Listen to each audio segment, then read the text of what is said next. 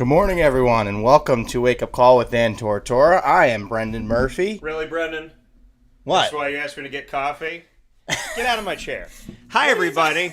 This is Wake Up Call with Dan Tortora, DT and Murphy. That's Brendan Murphy. I'm Dan Tortora, and apparently I'm not going to Dunkin' Donuts at 8:50 anymore. How are you, sir? I'm good. How are you doing? Good, man. Welcome to my casa. I know, this is awesome. How are we doing? I'm good. Monday morning. Oh, I'm good. I'm very good. This is we had a great time. We are obviously down here in Pennsylvania with Murph, and that's because we went to the Fishtown Card Show in Philly. So we got a lot to talk with you about today. We're going to talk about the Fishtown Card Show inside of MaandPawsPopcorn.com's What's Poppin'. We'll be with you speaking on the card show, showing them some love. I want to shout out the whole staff.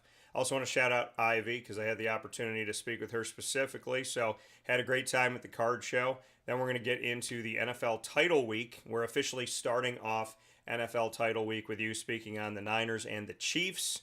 And, of course, we will also be giving our NFL awards to so many different positions. I stayed up late last night just jotting the notes. So we're going to give you our MVP, our comeback player of the year, our coach of the year, our offensive player of the year, our defensive player of the year, our offensive rookie of the year, and our defensive rookie of the year. Some of these were easier than others. I'm going to tell you right now, the defensive rookie of the year, really difficult, and the offensive, really? Yeah, I thought it was. And I didn't think it was that hard. There's some close. There's some guys that are close. There's kind of where I wanted to go, and then I could argue 3 out of the 5 finalists that I would pick to be that. And then we do Offensive Rookie of the Year. And, of course, GG Cards and Breaks. We thank them, as always, for our sports card conversations. Big shout-out and a wave to all of you guys. If anybody put Brendan up to this, I'll find you. And I look forward to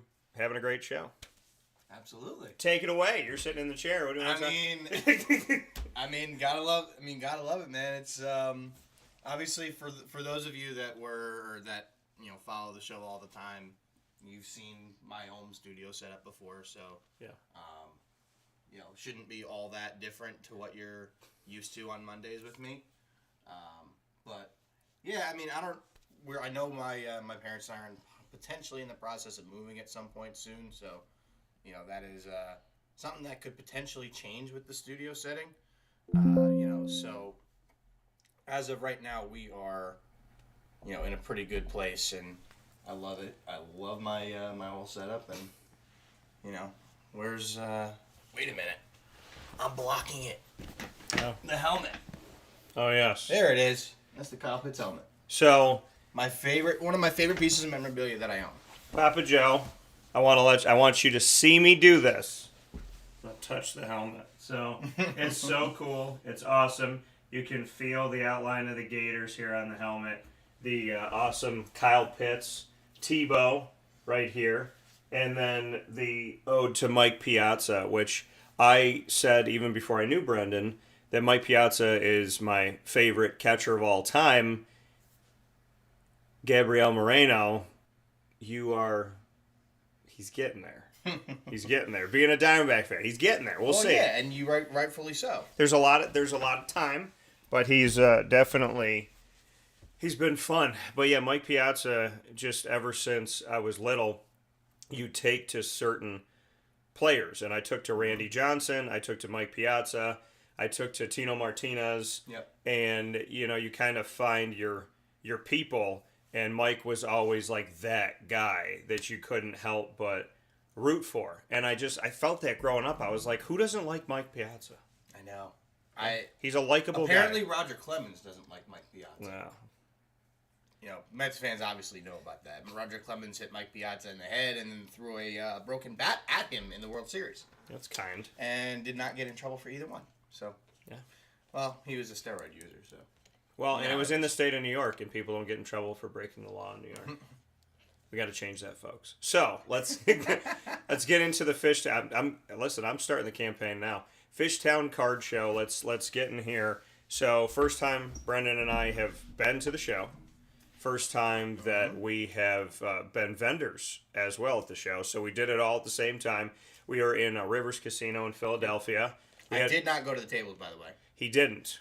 No, we left with money. And so I had too much money to try and go downstairs and go to the tables. That would not have been smart. No, and so we were, when you came into Rivers Casino in Philly, first and foremost, I want to thank them for this because I've been in a lot of different shows and festivals and whatnot.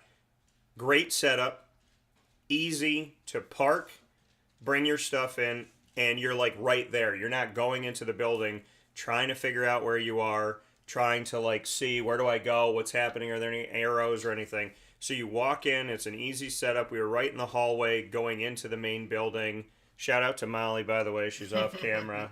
Lily, I love you and I miss you. I usually keep the door closed when I do the show from here, so Molly doesn't really come upstairs. But when I'm home by myself, well, you want to tell your little and she woke Molly story this morning? Yeah, I went to bed. I was like delirious making my notes for the NFL awards last night, and I was doing that thing when you're falling asleep, and I feel like people don't talk about this enough, but you're falling asleep and you have your list, and like your body is so tired that you can't write, so you're trying to write the same sentence like 8 times, and you're like this. Like I will not break something again. Yeah. I will not, like what they used to make you do, like detention or something when you were in school. Yeah, you're sitting there in bed talking to yourself. You're like, wait, shut up, stop, wait, hold on, okay, wait. And so I'm trying to write it down, and I fell asleep, and then I heard the door open, and I heard Molly come upstairs, and I'm like, is she in the room? And she just came right next to the bed. She sat by it, sniffed, kind of thought about licking my hand, and then she went downstairs. It was just a quick, hey, it's 3 a.m., just wanted you to know. Yep, she does that. Partly why I sleep with the door closed. Yeah. But that door in the guest room doesn't... It doesn't lock. It's whatever. It's the strike plate. Yeah. For whatever reason. Yeah, so she we'll have to fix that before the house is sold, because that's an easy fix. Yeah, so we just haven't fixed it in 20 years. No, it was fine. I don't mind being greeted by the dog. And so we getting back to Fishtown. So we got there, easy setup. We're right in the hallway when you're walking in to I don't think we could have had a better place. The main floor. No, we were like the greeting table. So I think our spot could not have been any better. No, it was wonderful. Like inside, it was like so crazy busy and there's people all around and everything. But what I realized is because you're in rows, unless you were on the outside rows, there's probably a good chance that people didn't get to the inners, the inner rows to like literally go up and down the thing. So I hope they all did. But we were in a place where there was no competition of somebody like blocking. Yeah. So we're right when you go in. We were busy all day. For the most part, there was constant traffic. We both bought, we both sold, we both traded. So show was huge. Yeah, it was a huge show. Good show. You know, the mega show up in Syracuse has been pretty good. You know, and I'm not taking anything away from the mega show because the Collectors Fest and everything, that was good shows. Now, obviously, we know the last one that we did. I apologize if I cough a lot. I did not drink enough water yesterday. No, you're good. So I probably should have. But so I'm a little, scratchy throat. But there was a distinct difference between the show down there yesterday in Fishtown and Collectors Fest, and I think it's just because of the location. We talked about this in the car on the way home yesterday. It was, I think, simply because we're in Philadelphia. Yeah. And you're in a big city. Yeah. With a lot of football fans. Yeah. There was a ton of people. I've never been to the Philly show. I've got people that I know that I'm friends with that always go to the Philly show. That is in early March. It is impossible to be a vendor down there. I will say that, because you have to do all 3 days, and you need all sorts of clearances and stuff, which I'm not going to do. But I'd love to go at least at some point just to see. Yeah, well, it's like a Comic-Con when you have multiple days like that, 3 days like that. That's what it feels like. It's such a big thing because everything that Lynn does with Collectors Fest in Syracuse is great and it's unique, and then Philly brings a different element because it's this big city, but the location was great because you see the city, but Rivers Casino is out of it. And so you could see the Ben Franklin Bridge right on the Delaware. Yeah, I mean, you get off the highway and you make a left into the casino and you look at the city, but you're not going through it. And so the difference with going to like a New York Comic-Con is you have to go into Manhattan, go into everything that's right there for the Javits. There's no easy way to kind of find a way. So each city presents its own uniqueness. And this was my 4th trip to Philly. My first one was in an ESPN radio Hummer going to see the Phillies and the Mets. My second trip, no, it's my 5th trip. My second trip was for a Syracuse-Villanova game. My 3rd trip was to be the best man in Brandon Smith's wedding. What's up, B? Love you and Kirsten and the kids and the whole fam. And then my 4th was for Ross Turetsky's comedy show in downtown Philly. This was my 5th trip. Yeah. But this was like the longest that I spent besides like going to the game. It was my longest like spending time. Actually, it was my longest like talking with people from the area because when you're at the game I was working and the other ones were quicker trips. So this was my like actually talking to Phillies fans and Eagles fans. It was cool. It was fun. Absolutely. Yeah. I mean that I am someone who notoriously hates the city of Philadelphia. However, very nice experience yesterday at the casino. People were great. The show was great. The drive was surprisingly great. The only traffic we hit, now granted, we did get down there at 7:30 in the morning on Sunday, so you're not really going to hit any traffic, but the only traffic we hit was on 76 before we got back to the Turnpike. And that was 5-6 minutes worth.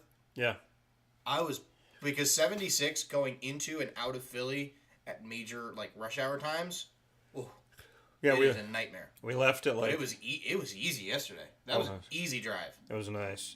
We left it. Those are the ones that you thank God for. Yeah. When you're in that. I hate traffic, so he probably knew that I didn't want to deal with it. So he's like, all right, no traffic today. And we left at 6:15-ish. So I mean, it said an hour and 45 to get there. We got there probably 10 to 8. Yeah. I mean, in order to... Yeah, it was 7 And I wasn't something. even really flying either. I was maybe doing 75 on the Turnpike. No. Yeah, it was... But in order to get there at 6:15, I slept in the car. Yeah. From the night before. So, but it was... I mean, but the show was great. The show was fun. We got a lot of cool stuff to show you. I, of course... Brendan bought and sold and traded, and so did I. Oh, yeah. But Murph came out with this massive stack. You want to grab it? I came out. Case? Yeah. I came out. So hit where the locks are. Yeah. So, like hit the two sides. I came out with like this. Yeah. And Murph came out with it would have been too deep, but I kind of bought one of them from me yesterday. So click it up from the side. Literally click it, hit the sides. Would you like to keep your case, or would you like to play Deal or No Deal? I'll keep my case. Okay. Now, keep in mind, last week on the show I had said we had a big deal that I made. So I'm trying to think. Not everything here was originally from yesterday. I'm only going to pull out the stuff that I got yesterday. Is there anything in which here? I think anything most else? of this... Yay or nay? That's yesterday. Well, yeah, all the slabs, too. Oh, all these are in here. Almost all the slabs were from yesterday. Purdy? That's from yesterday? I said almost. I didn't say all. Oh, okay. Those were not yesterday. Well, I can show these because I didn't buy them yesterday, but technically I... By the way, going into a casino with a case like this feels very Italian of me. It was fun to do. Murph's like, can you carry my case? I'm like, absolutely. Well, I was the one carrying all the other stuff in. Well, you're pushing the thing. I offered it. Now, keep in mind, I went there with probably, I think I said just under $1,700 to buy and sell with. My plan originally was to just buy a whole bunch of stuff and expect to keep a whole bunch of stuff. I figured I'd spend probably $1,000. Nope. I might have spent, I don't know, $150 total, net. Yeah. But I got this big stack of stuff. Look at this. And one of mine is in Murph's stack. So Yeah. So we. I'll show it real quick because it's an easy one. Yeah, Chris Olave. Chris Olave. I bought it from a kid that came to my table. I just really like the card. Mm-hmm. So it's a sweet one. You can see that a little closer. And he's relatively inexpensive too. I mean, so this was $30 for it, I think. Yeah, I paid $30. I forgot because you took a bunch of when we made the. You want to break down how that went down? It was not as complicated as the other one. So this officially was my show stuff that I bought, that I ended up with because I did a lot of selling at the show.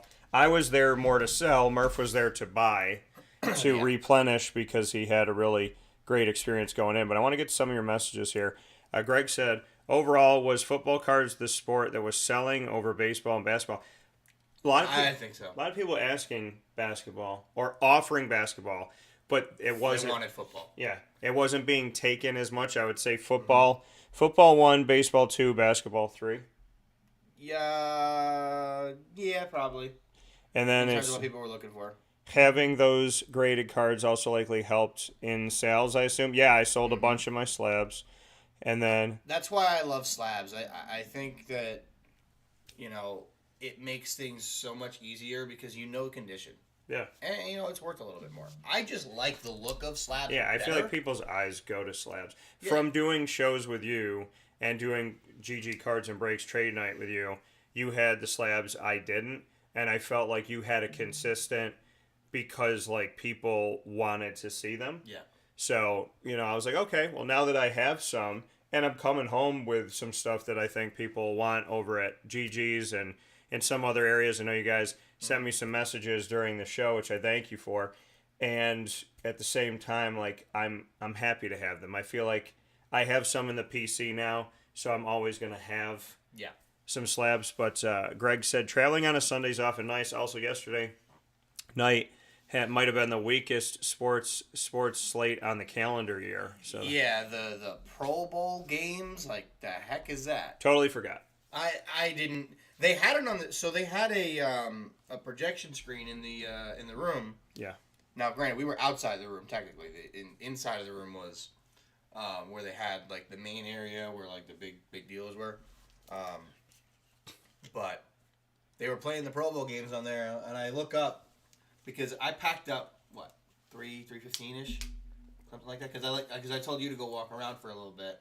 Yeah, and I walked around. ended up packing up by 3:15. Yeah, I walked around and then I walked around, took a little walk, then came back to all my stuff, did some things, sold my Bryce Harper 10 out of 10, which is from an original trade with you back in the day. That was from the Lamar trade. Yeah, and I sold that at the full price that I wanted. There was no haggling. The guy was like, "This is what you want?" I said, "Yep." He said, "All right." So this is what we got here. So let's see here. Can't thank you guys enough for the shout out, kind words, and for being part of the team. Hope to see you guys again soon. That's from Fishtown Card Show itself. So Thank you to the wonderful staff. Saw you guys walking around. I saw the security constantly. Saw all the workers coming around. Very nice, asking questions. It was kind. It was easy to set up. It was seamless. It was a great show, and it went off without a hitch, and I know how hard it is to do that, having run a festival. So thank you, Fishtown Card Show, for the work that you did. They said contracts already signed for Pro Bowl weekend 2025, our show's favorite, biggest weekend of the year. And I literally said yesterday to Fishtown Card Show, I want to mention this, I said to Murph, I wonder if they every year try to do it on Pro Bowl weekend, because that would be one of the smartest things to do. Absolutely. Especially for the people especially for the vendors that have cards of guys that are going to the Super Bowl. Yeah. Right? Had the Ravens won, I could have probably gotten $1,000 for the Lamar. We talked about the Lamar. Lamar's no longer here. Yeah. I don't have it. Murph doesn't have it. So that was part of the reason why I packed up early and started walking around to see if I can get someone to take the Lamar off my hands, because I was starting to freak out a little bit. I know he's still winning. I know he's probably still going to win the MVP on Thursday, but So they just said back, you should have seen it when the Eagles were in the Super Bowl.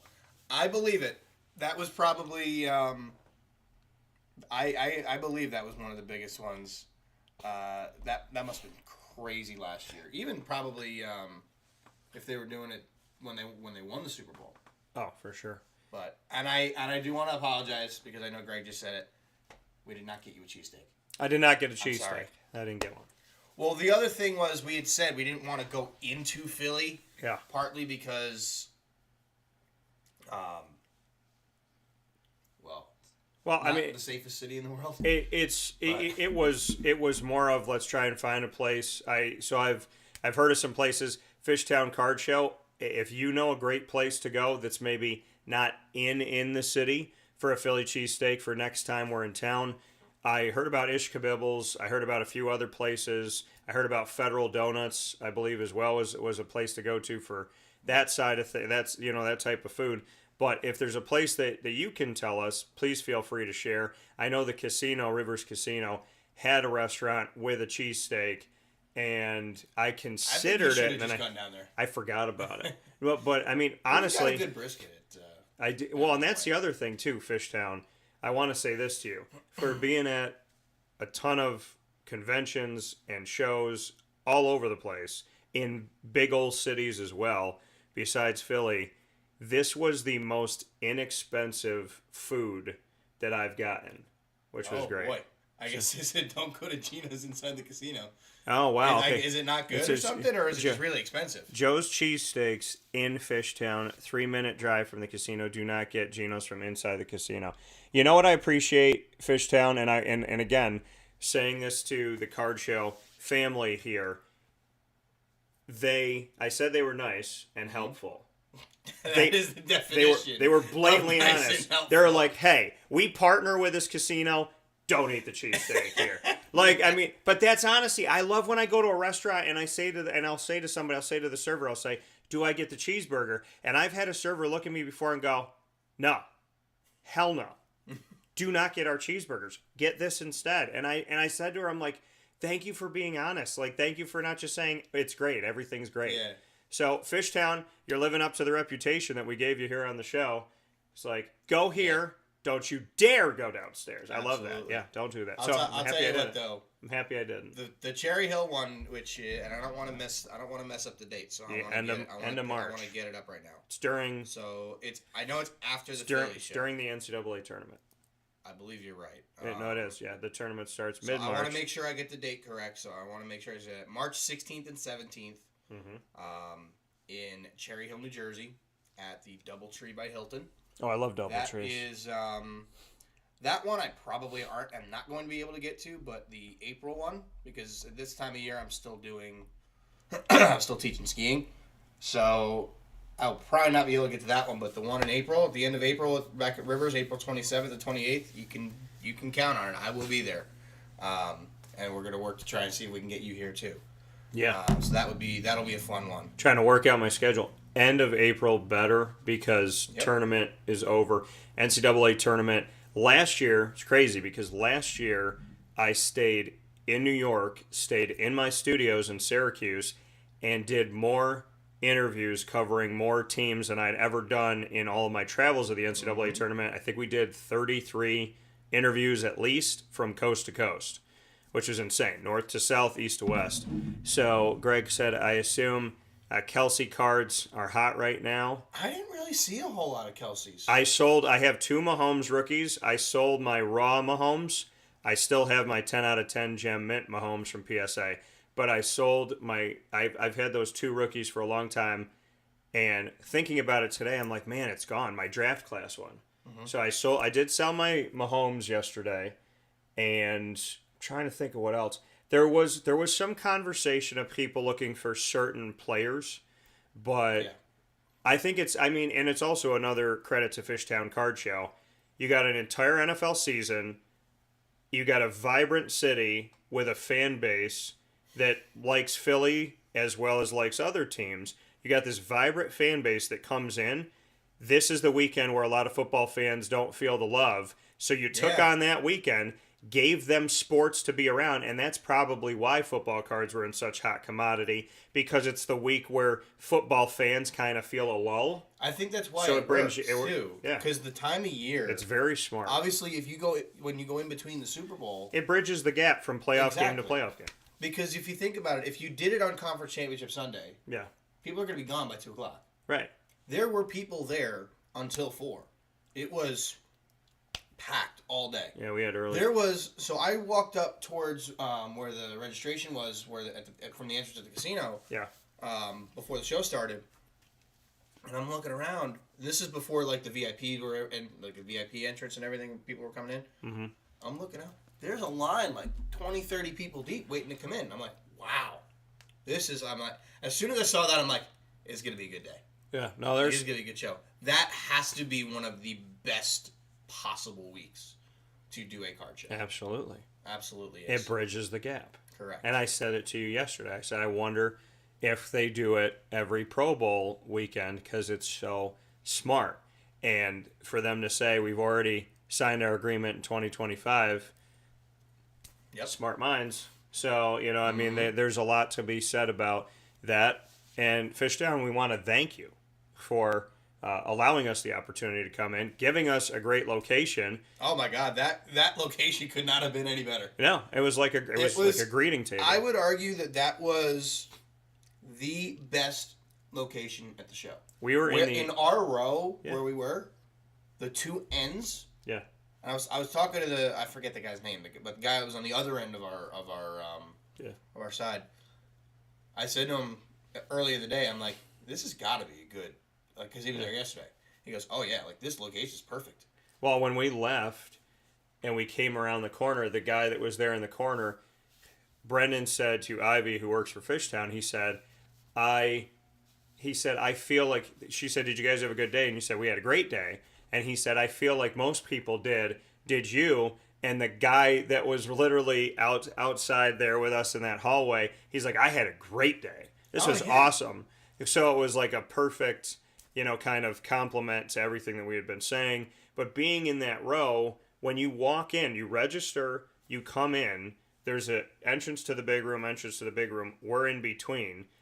Most people came through. They saw us. You come out. Yep. So when you go into the room, you see us. They could go in this way, but they either come out and see us. They go and see us first and go in. Mm-hmm. And then we were on the way to the food. We were on the way to the bathrooms. We were on the way to everything. We were centrally located. So I would argue that was a better spot than being in the. Hey, room. Fishtown. And I know I'm probably wrong. If you keep calling it 120 and 119, just stamp that one for Murph and I. Because Greg asked if we could ask for that same spot next year.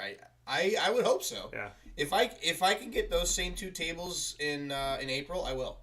I absolutely will. Yeah. As soon as I saw the table assignments and looked at where it was, I'm like, that's probably a pretty good location. Yeah. And it turns out it was. It was a phenomenal location. It was very nice. Thank you all for coming over and for your support. Murph, I'm going to go first in my pile that I got there because it's so wildly huge. And oh my God, it's huge. It's so big. And totally big, totally huge. And so I didn't have one during most of the show, but I had one toward the end. So here is my Jalen Hurts that I got. It is not his rookie. It's 2022, but it's a PSA 10. And I wanted to get a Hurts that was slabbed, that was shiny, because I feel like this is a desirable card that I'm probably not going to have a problem getting rid of. And then the Olave that we showed you before, which went to Murph. It's going back to Murph.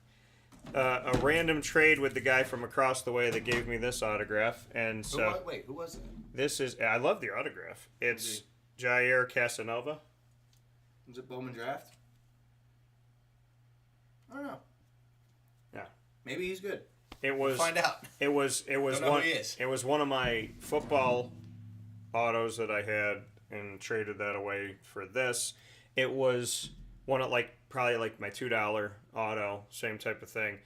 And I will say this, my first sale of the day at Fishtown Card Show at Rivers Casino in Philly this past weekend, my first sale was a stack of rookie card, a lot of them rookie cards, autographed. A lot of them on card, because the older the card is, they all sign on the card, which I missed that. And so I had a stack of them that I've had in my collection probably for like 20 years. And so selling them at a few bucks here, a few bucks there was great, just to like have them go, because they've been in my collection for so long. So I did sell a ton of those, and so that the one that I traded came from that lot. And here's this card, and I know that Greg, you're gonna laugh when you see this, but this is because Greg actually got me a gift when he came to our first fantasy football draft at the Wildcat Sports Pub on 3680 Milton Avenue in Camillus, New York, proud partner. He got me a Danielle Fishel bobblehead from Boy Meets World, and it's in my studio. Well, I didn't know about this, and I was talking to a guy, and he was super nice, and on the back it's got like this Topps like thing. You could see it in the background. They make these special cards in Topps now for special events. The most sought after card of all time is the Bernie Sanders sitting in the chair with the mask on. He had that. This one, he said they made about 7,000 of. He had some at the show, and there was another guy that had some. But I just did this for me. It didn't cost that much. It was a few bucks. But it's Danielle Fishel, who I got to meet and interview from Boy Meets World. Sweet person, my first ever crush, Topanga. And so you could see Danielle Fishel. This is when she threw out the first pitch with the Philadelphia Phillies. And on the back here, I don't know if you guys could see it, but when you shake it a little, when you move it a little bit here, it says Topps, and so it goes back and forth. Mm-hmm. But I just bought this for me to go next to the autograph picture of Danielle Fishel, because she's a very sweet person. Love the show, first ever crush, and my Topanga's out there somewhere. So that was for me. All right, so like I said, we got a giant stack. Yeah, show them it from the side. Show them the side view. This is big. You got a lot. But actually, you know what? I'm going to break this up, because I want to pull out all this. I want to basically say all the stuff that was in the last deal I made in the day. Yeah. And it was a lot of it. Not those two. Because this is all the stuff I got in the Lamar deal. Yeah. So this is what I did, because I was getting to the point where I was getting really frustrated. I was not being able to move it, and I did not want to take it home. So I'm walking around. I was getting lowballed for all afternoon, and it's nothing against the dealers, because the dealers were fine. I get it, because I've been in their shoes. Like, you need to be able to make money on the card. Yeah. And I couldn't get what I was looking for, and that's okay. Right, and I told every single dealer that that was saying that couldn't do it. I'm like, hey, I get it, it's okay. And I finally stumbled across this one, and I want to shout him out just because how good it was, how great the interaction was, and everything was. So let me get his Instagram. So East Coast Cards Collectibles on Instagram, underscores between every word. So it was him that we made the deal with. So he's got the Lamar, and what we were talking about, because right before I was about to give up at this point and just take it home. So he had said, because I talked to him earlier, he said, any last minute deals? I'm like, yeah. I mean, like, I'm still trying to get rid of the Lamar. He's like, so we said, let's talk about it. So what I ended up saying to him was, if we do something where we do like trade, so like you don't have to spend cash, but I'll buy some stuff from you. Yeah. So that you're putting cash in your pocket. I still feel good about getting value for the Lamar, and I get more liquid cards that are easier to sell than the Lamar was. Yeah. It would be a good idea, and he was all for it. So we settled on $650 trade value for the Lamar, which is a little less than I wanted to be, but if I can make $40 on the stack of cards that I got, which I don't think is impossible, it'll be easy. Yeah. So I'm just gonna go over it with a little bit. Now I gave him, I think it was like $320 or something like that, for everything, in addition to Lamar. So one of the first things I got was this really nice Topps Chrome Black Anthony Volpe rookie auto. I'm sure a Yankee fan would like that. You got Ethan Salas Bowman First Sapphire Edition, SGC 10. This is a cool one. Yeah, that's cool. This is a maroon die cut prism select of Joe Burrow. Rookie. The die cut's really cool because it's wavy. Yeah. I like the It's select product too because even the base cards are colorful. Yeah, absolutely. We have Jalen Hurts Mosaic. I forget exactly what they call this one. It's not the base. It's like slightly up from the base. That's PSA 9, and then another one, the sideways one. That's another PSA 9. And then I got 5 Jalen Hurts rookies in this deal. We got Mosaic Reactive Green. We've got Donruss Canvas. All PSA 10, by the way. We got Pink Camo. We got Green NFL Debut. And we got regular green. And the last card I got, I was kind of surprised. Well, I'm going to put it this way. I didn't think about you before I got this card. I got it because it was really cool. It saddens me that you don't always think about me before you buy things. So, this is a Trevor Lawrence autograph card. But what's really cool about this is on the back, it's signed by Mark Brunell. And it's numbered to 25.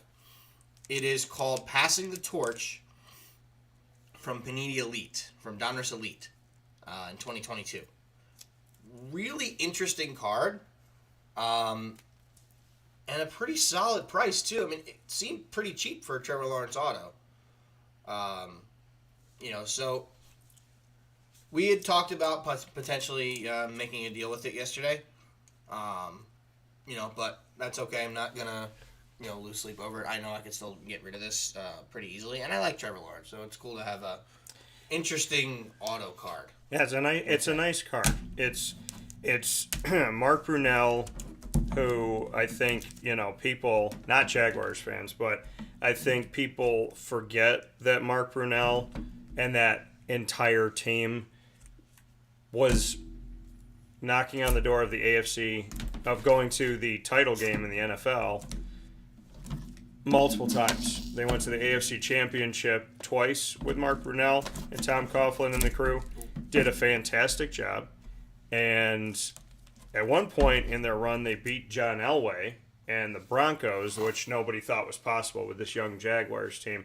So Brunell, his autos, I don't think they get the credit that they deserve, and they should. Because getting Trevor, you could get that thing and say, okay, this is over $200 because it's Trevor's auto, $200-$300.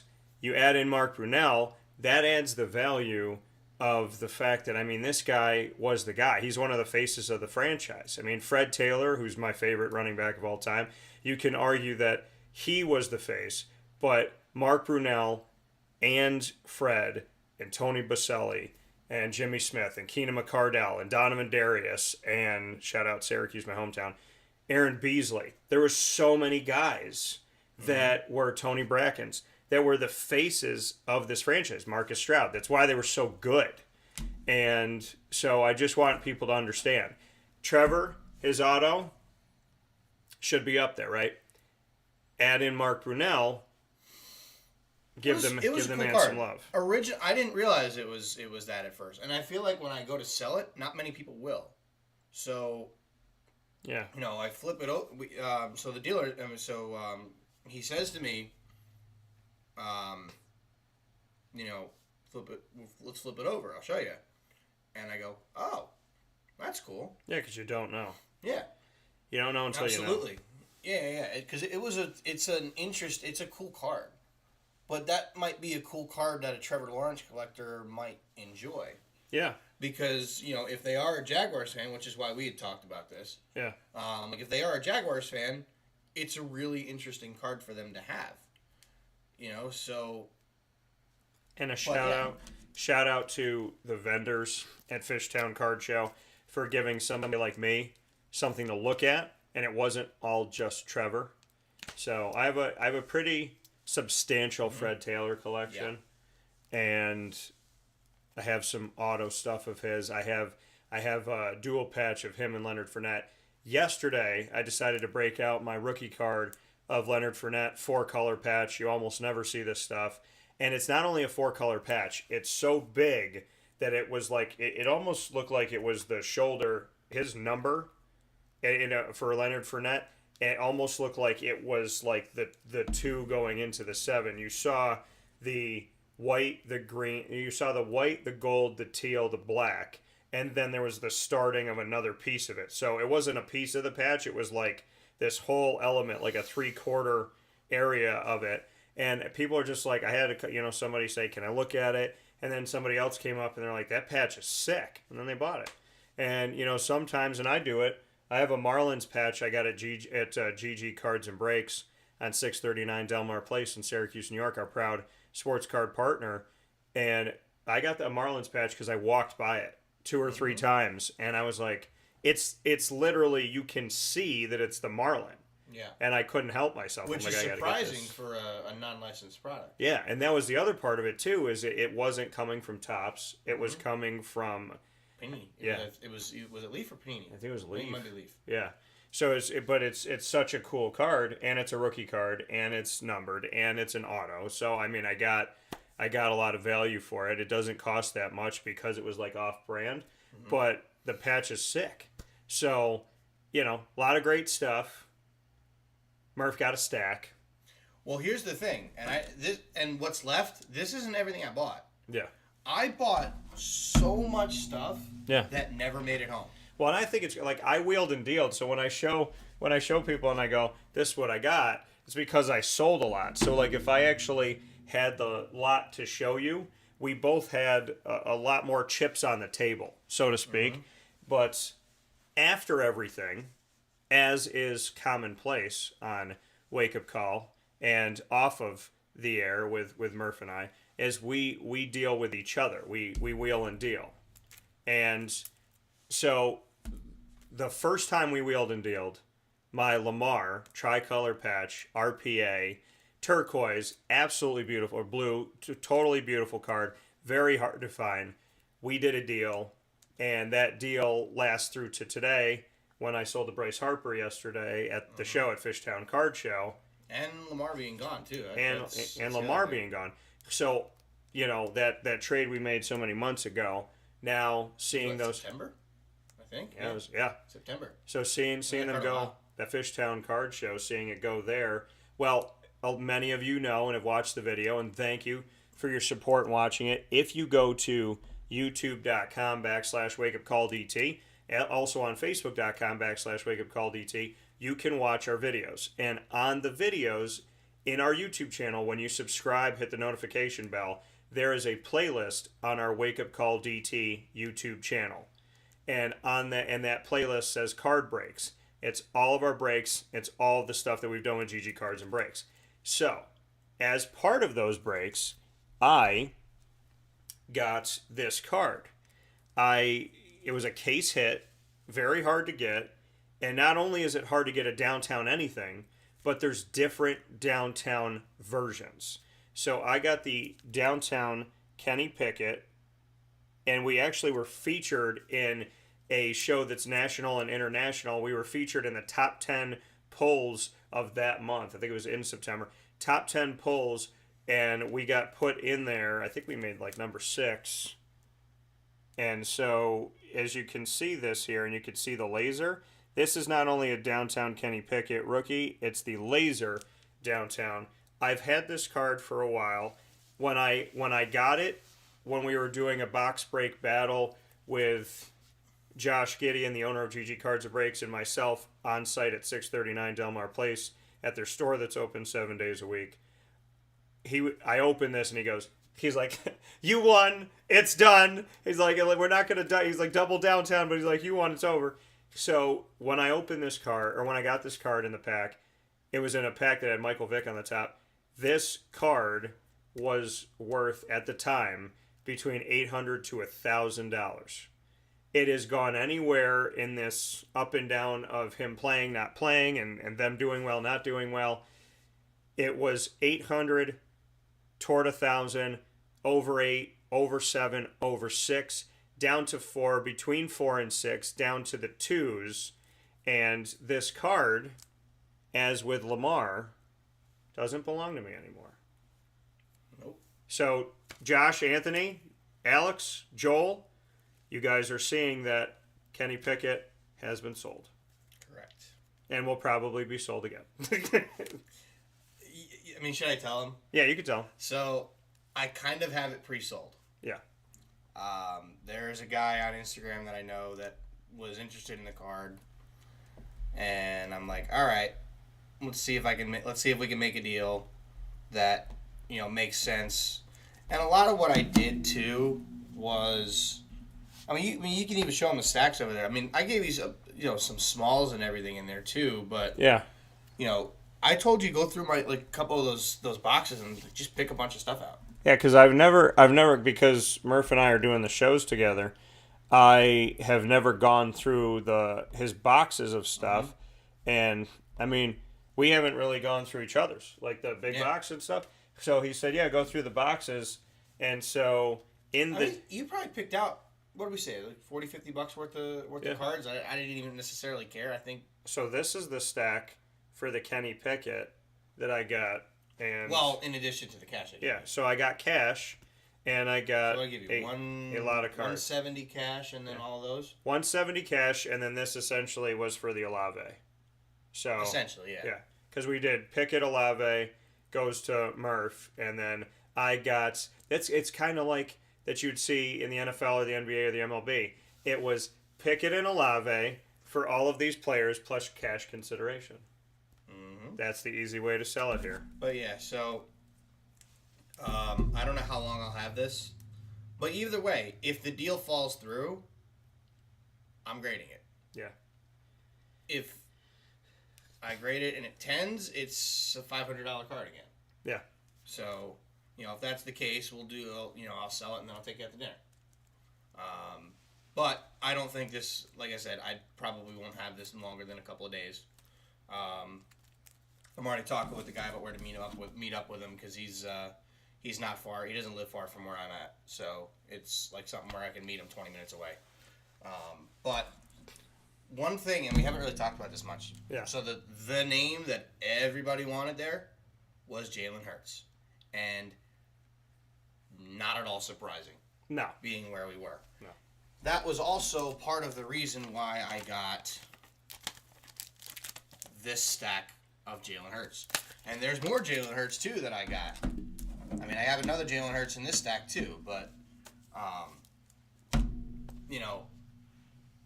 I probably bought, in total for the day, probably close to a dozen Jalen Hurts cards. Yeah. The only ones I brought home were the ones that I brought home one that was in my case, and the rest of them were from the Lamar deal. Well, and it was funny because, I didn't have people coming up to the table trying to sell me Jalen Hurts. So the one person that did, we did a deal for, I had 2 C.J. Stroud Mosaic 10 rookies, and so 10 out of 10 PSA. And so in my head, I was like, I'm willing to part with one. I'm willing to part with both if I get what I want for them. Mm-hmm. But with one of them, he was like, are you willing to do a, trade? And then while I was looking at his stuff, he's like, I'll do cash and trade. And when I heard that, I was like, okay, now I'm a little more open to it. So I got more than half of it.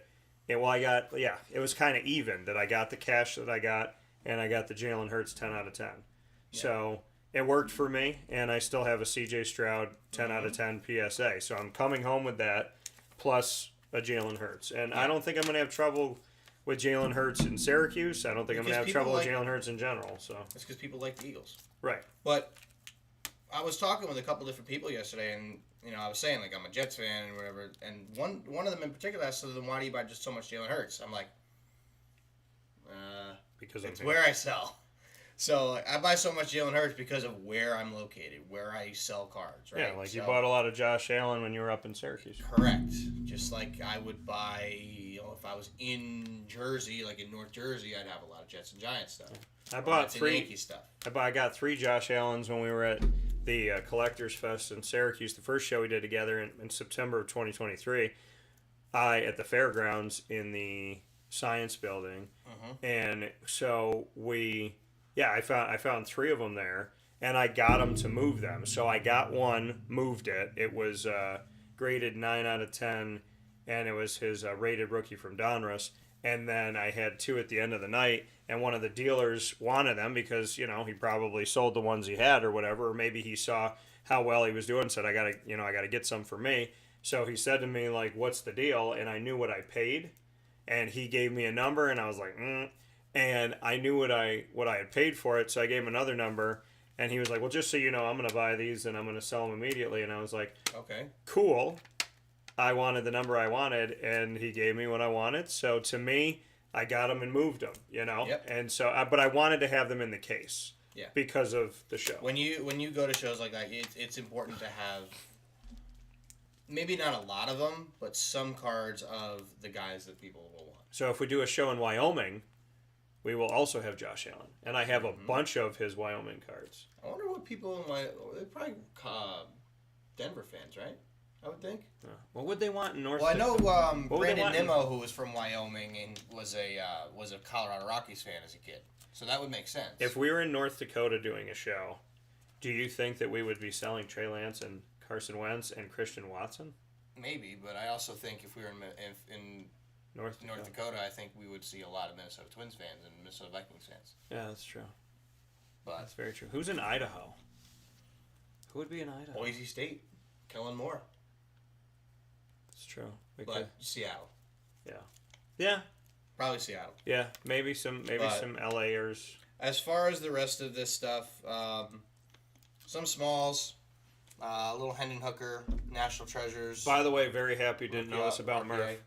I like Hendon Hooker. I defended him in the draft. I put him over Will Levis, and I did not know that Murph was collecting Hendon Hooker. I didn't say I was collecting Hendon Hooker. I think he's a good player. Yeah. So I also have Hendon Hooker in my collection to keep and or sell or trade. Well, I like it. Well, here's the thing. The team he got drafted by the Lions. Yeah. Jared Goff was good this year.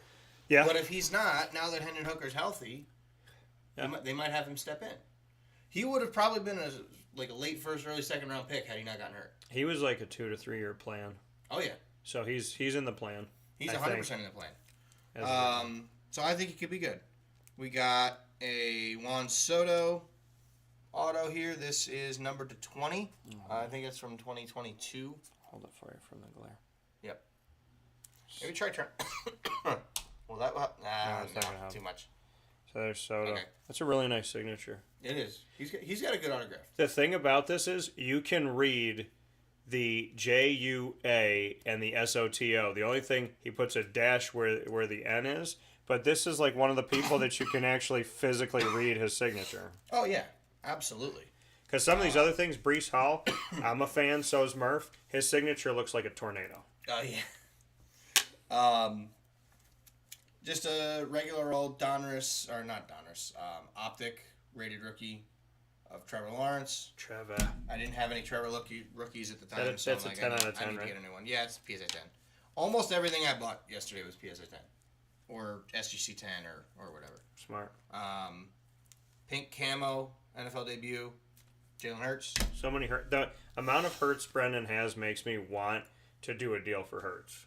It does. Yeah, I could give you Hurts if you want. I know. I'm sitting here going maybe we have to do another one. Yeah. We can do that. I'm okay with that. Yeah. But and then we have this was a cheap one. I got this in a small deal. Just an Optic, Jamar Chase. I like having a couple of his rookies. It's always nice. I feel like his should, it's Jamar Chase. But Justin Jefferson's stuff doesn't do well either. I know. RPAs do, but regular rookies don't. I did hear some people talk about Justin Jefferson. Yeah. So I looked at a Justin Jefferson RPA. Yeah. I was interested in it, but I didn't. I ended up passing on it just because I couldn't really find good comps on it. But then now I did not put these out at the show. I am keeping these for a while because these are investments for me. But you remember in December at the mega show, I got myself a Jackson Holiday Bowman First auto, and it is back from PSA. We were really hopeful on a 10, but we got what we expected. We got a 9. and that's okay. We were expecting a 9. It is off center, top to bottom, so we weren't gonna, argue too much about that. And then these two, and I'm still trying to figure out what the heck is wrong with them. So Wyatt Langford is a guy that, if any of you have any of his stuff, reach out to me.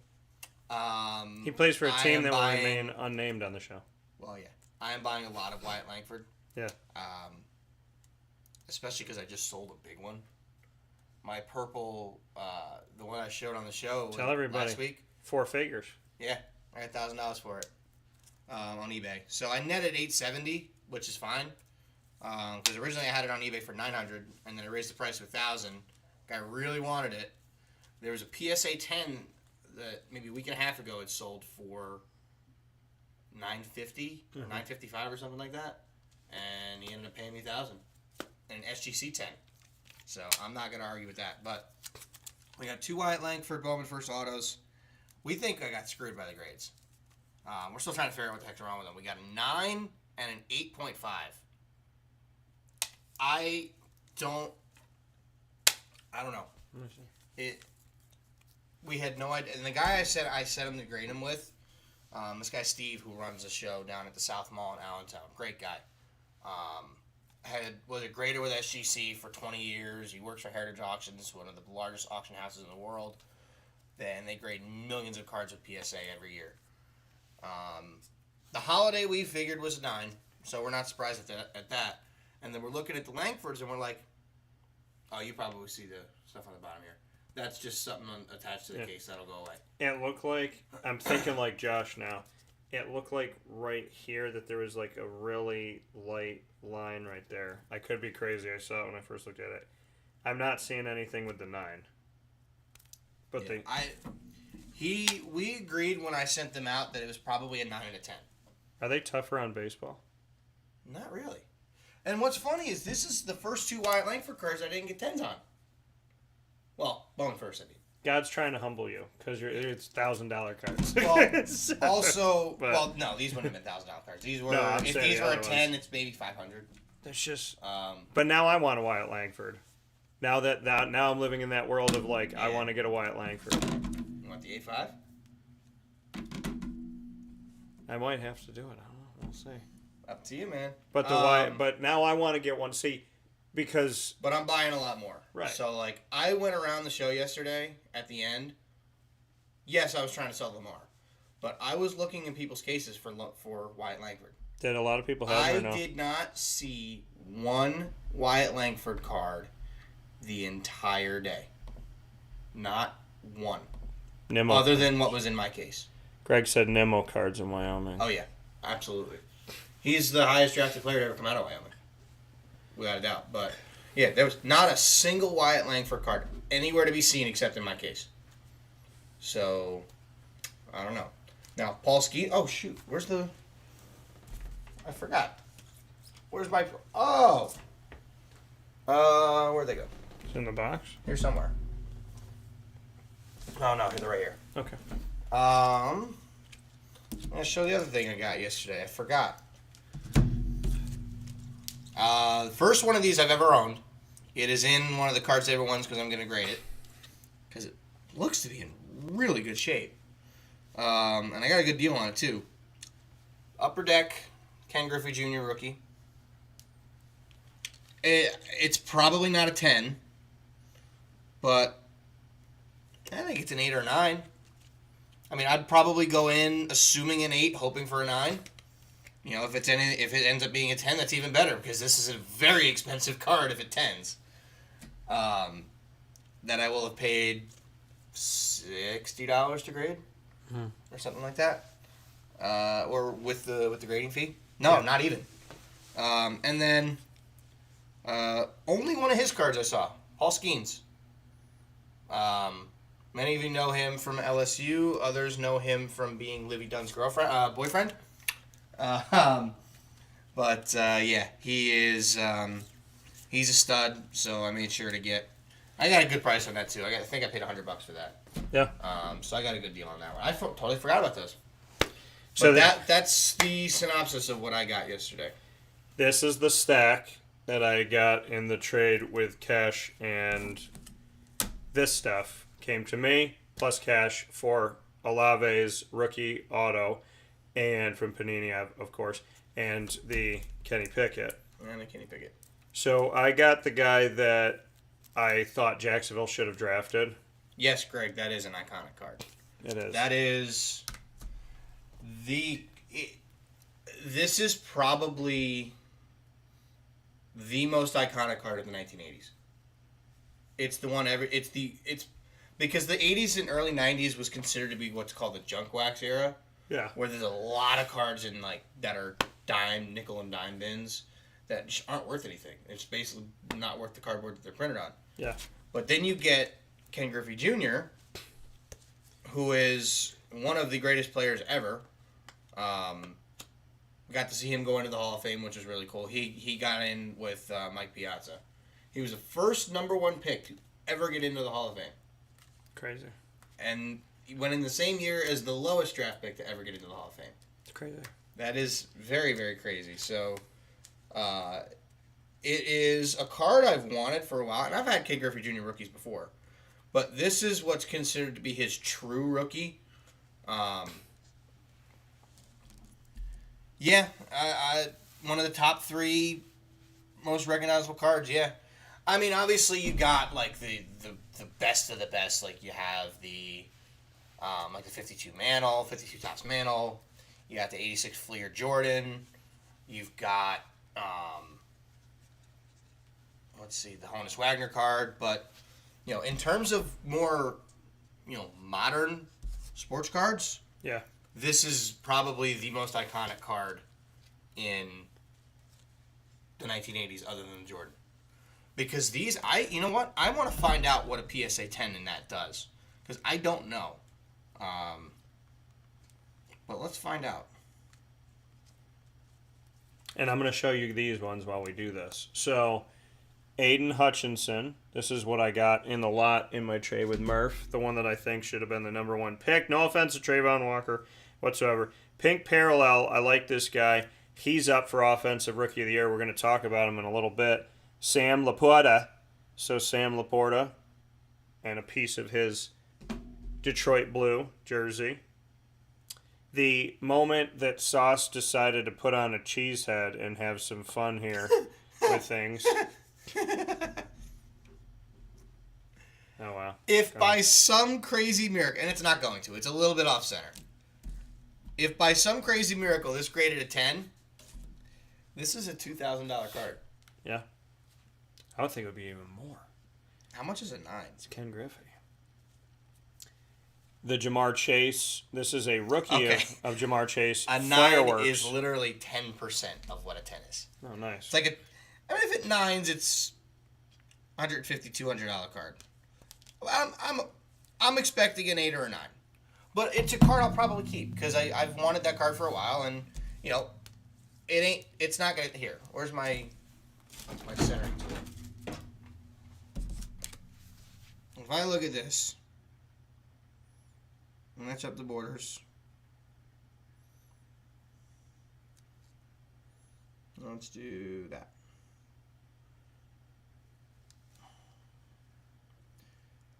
This is. It's not 2-2, but it's also not 3-2. What would 3-2 be? 3-2 would be 60-40. I mean, 60-40 is technically in 10 range, but I'm not expecting it. Like this card. I mean, it's not flawless. I'm expecting an 8 or a 9. I didn't, if you're gonna buy a Ken Griffey Jr. rookie card for $35, yeah, you can't expect it to be a 10 and be a $2,500 card. Like if it is, jackpot. Yeah, but it's not. I don't think it's definitely not. And I was telling a couple people yesterday, like I bought a couple cards that I'm gonna grade, and some of them I actually a lot of them didn't make it home because I sold them. But a lot of times what I'll tell people is even if a card looks really good, I will never buy a card expecting it to 10. Never. Because if it doesn't 10, you can't pay a premium expecting something to be a 10. Because if it doesn't 10 and it's a 9, you're going to lose money. So I got to buy something assuming it's a 9 that I could still make money at. Yeah. Versus, yeah, and if it's like a 7 or an 8, which, I think I have a pretty good eye. It's probably not going to be. Well, I'm not saying this, but in general, if I pick out a card that I think it might be like a 7 or an 8, then obviously I'm not gonna buy it. But like if I have a good feeling about a card being like a 9 at least, yeah, I'm okay with that. I'll buy it and give myself money to at least worst case scenario break even. Yeah, on the 9. Well, I mean, and when you get a card, I mean, I think when you get ones that are maybe not in the best of shape, you're looking back. I mean, you're looking at Ken Griffey, you're looking at Babe Ruth, you're looking at some things like Willie Mays. You want it in your collection. You want to keep it. A Mickey Mantle that you're not going to necessarily find in the best shape. That card's in great shape. And there was another guy that had one for like $64.99, and I considered it, but I was like, I knew Murph had paid in the 30s, and I didn't ask to see the card out of the case. But I would have rather paid in the 30s in that case. I kind of talked him down to that. Yeah. Even if I would have paid $45, $50, I think it still would have been a decent buy. Yeah. But, so I mean, like I said, the card is beautiful. I keep looking at this thing and I'm like, is there really anything wrong with it? So I'm going to go through. I don't know. And show you the lot here. So we'll go through Aiden Hutchinson, like I said. Sam Laporta. This is in my deal with Murph for the Olave. Sauce. Jamar Chase's Fireworks rookie card. Jordan Lawler, who I've been collecting a ton of. Sights on September. Got a ton of him because the run that Arizona made, they didn't have to have him to make that run. This is a really nice card. Little sideways card here of Corbin Carroll. Everybody knows I got a nice Corbin Carroll collection. This is a refractor of Randy Johnson with the red Diamondbacks, which I don't have. I have this awesome refractor of Mariano Rivera.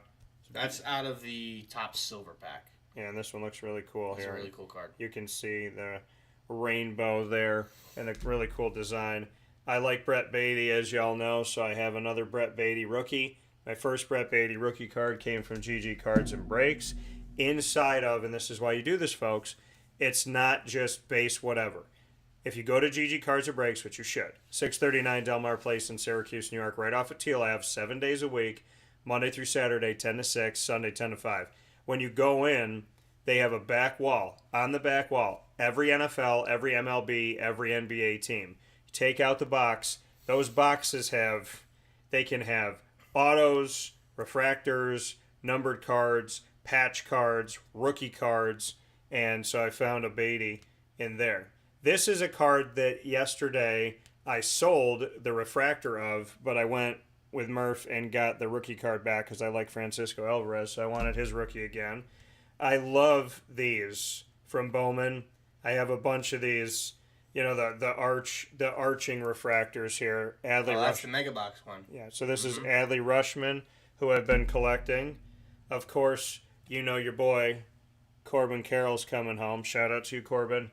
I look forward to having you on the show. I tell you what, in that Lamar deal, I was telling you this yesterday, I very nearly took a big Corbin Carroll auto, but the guy had sold it on, he had sold it on eBay that morning and forgot to take it out of the case. I was like, damn, I like that card. I love and it was Corbin. Like, he had it priced at like $800, so it was going to be very similar to the Lamar. I would have probably taken that, and then I would have taken, some of the Jalen Hurts stuff that he had, and I would have given him like, $300 or $400 on top. Just an Aaron Judge card I really like. And these are both rookie cards of players that I'm a fan of. So, here is... That's not the card, is it?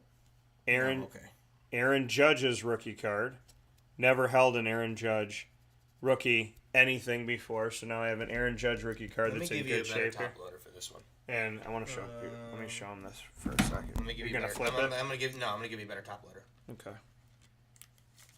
Because that top loader, and I'll also throw another penny sleeve on it. A sleeve. That top loader did not look good. I was looking at the card. I'm like, what the hell? I'm like, what is on this top loader? But this is better. So this final piece is the first card that I picked out. Well, I picked it out with you. I kind of picked it out for you. You picked out this one. Let me double check. It's 89, right? Yeah, 89 is considered as rookie. So I got this Aaron Judge, which I wanted, that I just showed you guys. And I got this rookie card from 89 with the Expos of my favorite pitcher of all time, Randy Johnson. Some people forget that he got sent down in like 1990 before he got traded to Seattle. And then when he got traded to Seattle, that's when everything got better. So to me, here and they're in really good shape. To have an Aaron Judge and a Randy Johnson rookie cards here, I'm very excited to have them. I've had quite a few of the Randy Johnson, like the Topps rookies and like the Upper Deck one. I'm like, they're not worth a whole heck of a lot of money, which is surprising. Yeah. Like there's Craig Biggio's rookies in there from 89.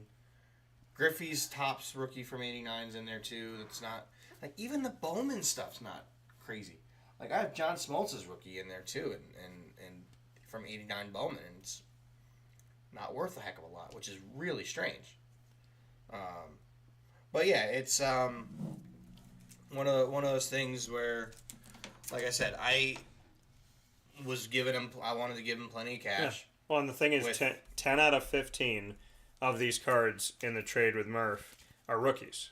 Mm-hmm. So that's another thing that I look for a lot. Absolutely. I mean, and the thing I had said was, I was talking to a guy about Kenny, and I had kind of said like, hey, well, I wasn't giving you like trying to pressure you or anything, right? Yeah. So like, I was like, listen, if you want to hold it.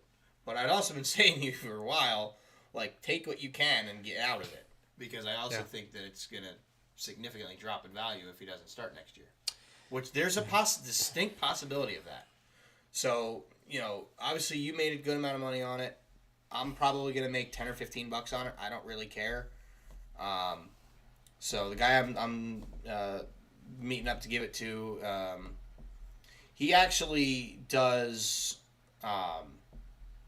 So there's a thing on like TikTok, on like Instagram for like card collectors. It's basically a story sale, and he's one of the guys that will repost your stories. Yeah, you got pay him to do it, but he's got like over 10,000 followers and everything, and really, really, real interesting, and like it's absolutely perfect. But yeah, I mean he's gonna take it. He's from Wilkes-Barre, so for me it's he's in a spot actually not quite in Wilkes-Barre. He's up in like Bear Creek Village, which is like I can get there in 40 minutes, but it's easy for us to like meet somewhere in the middle on 115. Yeah. So I'm probably gonna meet him there, maybe late tonight after you leave, or sometime during the week, and give it to him. But yeah, it's like I said, I'm not gonna have it all that long. But in the end, everybody will have made money on it. You will have made a lot of money on it. Yeah. I will have made a little money on it, and for his sake, So he said he isn't gonna grade it.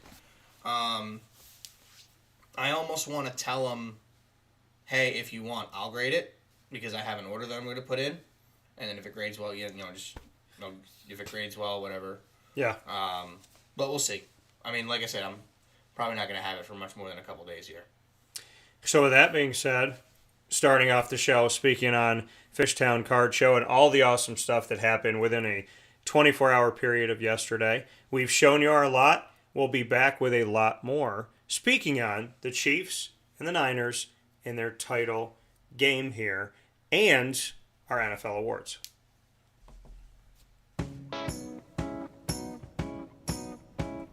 In these unique times, there are those in our community that give us a sense of normalcy and positivity. Pizza Man on 50 Oswego Street in Baldwinsville has been here for you for over 35 years and is here now. Call 638-1234 or order online at pizzamanbeville.com to bring those familiar tastes into your home. And remember to come see our monthly on-site broadcasts centered around the community and our Baldwinsville Bees. Pizza Man in Baldwinsville. Any way you slice it, they are always here for you.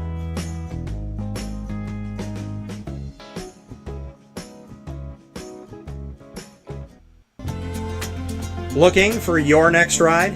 Look no further than Great Lakes Honda City, located on 7140 Henry Clay Boulevard in Liverpool, New York. Serving our community for decades, their new and pre-owned vast array of vehicles are available to you Monday through Saturday on site. To search from home, shop at GreatLakesHondaCity.com. Call 315-365-5576 to set up an appointment. That's 315-365-5576 for Great Lakes Honda City, 7140 Henry Clay Boulevard in Liverpool, New York. Great cars, great people, Great Lakes.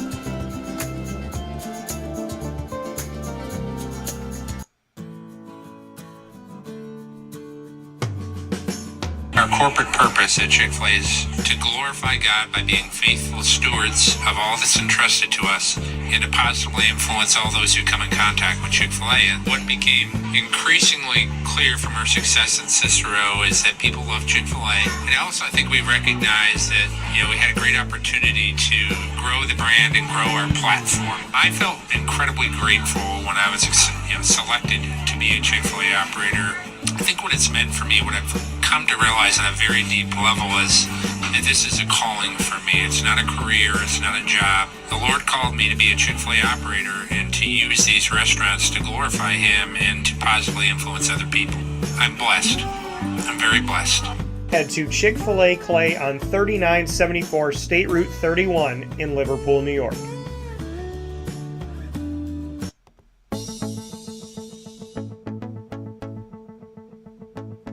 Avicoli's, located on the corner of Route 57 and Wetzel Road in Liverpool, New York, has been your trusted neighbor for decades. Located just steps from Liverpool High School, we're happy to have the Liverpool Warriors on-site, on-location broadcast at Avicoli's through Wake Up Call with Dan Tortora every single month, featuring student-athletes, coaches, and administration throughout the year from Liverpool High School. Head out to Avicoli's today on the corner of Route 57 and Wetzel Road in Liverpool, New York, open Tuesday through Sunday for lunch, dinner, and drinks. We'd love to see you out there, and of course you can call them at 315-622-5100 for takeout, delivery, and catering. That's 315-622-5100, and also find them on myavicolis.com. That's myavicollis.com.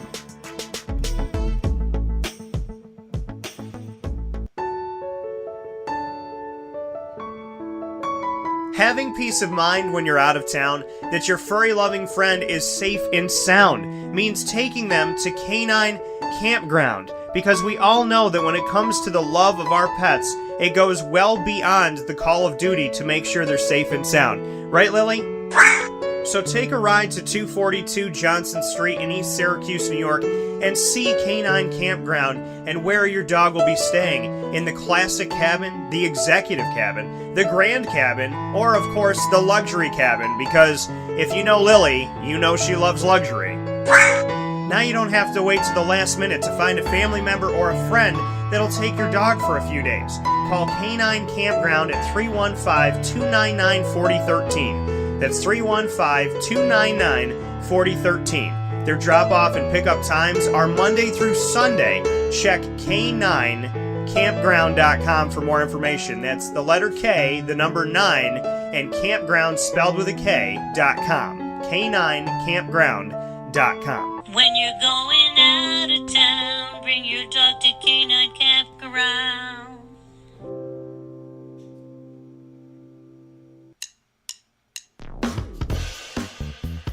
PB&J's Lunchbox, the food truck that you love finding all throughout Central and Upstate New York, now has a street-side cafe. So when you're craving their traditional favorites as well as their out-of-box amazing menu items, you can now head to 663 Old Liverpool Road in Liverpool, New York. Located just minutes from the highway, the Thruway, Destiny USA, and Onondaga Lake Parkway, PB&J's Lunchbox Street-Side Cafe is there for you Monday through Saturday from 9 a.m. to 7 p.m., serving breakfast, lunch, and dinner all throughout the day. Get breakfast for dinner, dinner for lunch, whatever you fancy, including their award-winning grilled peanut butter and jelly sandwich. Find them at 663 Old Liverpool Road in Liverpool, New York. PB&J's Lunchbox, where we love to know what's in your lunchbox.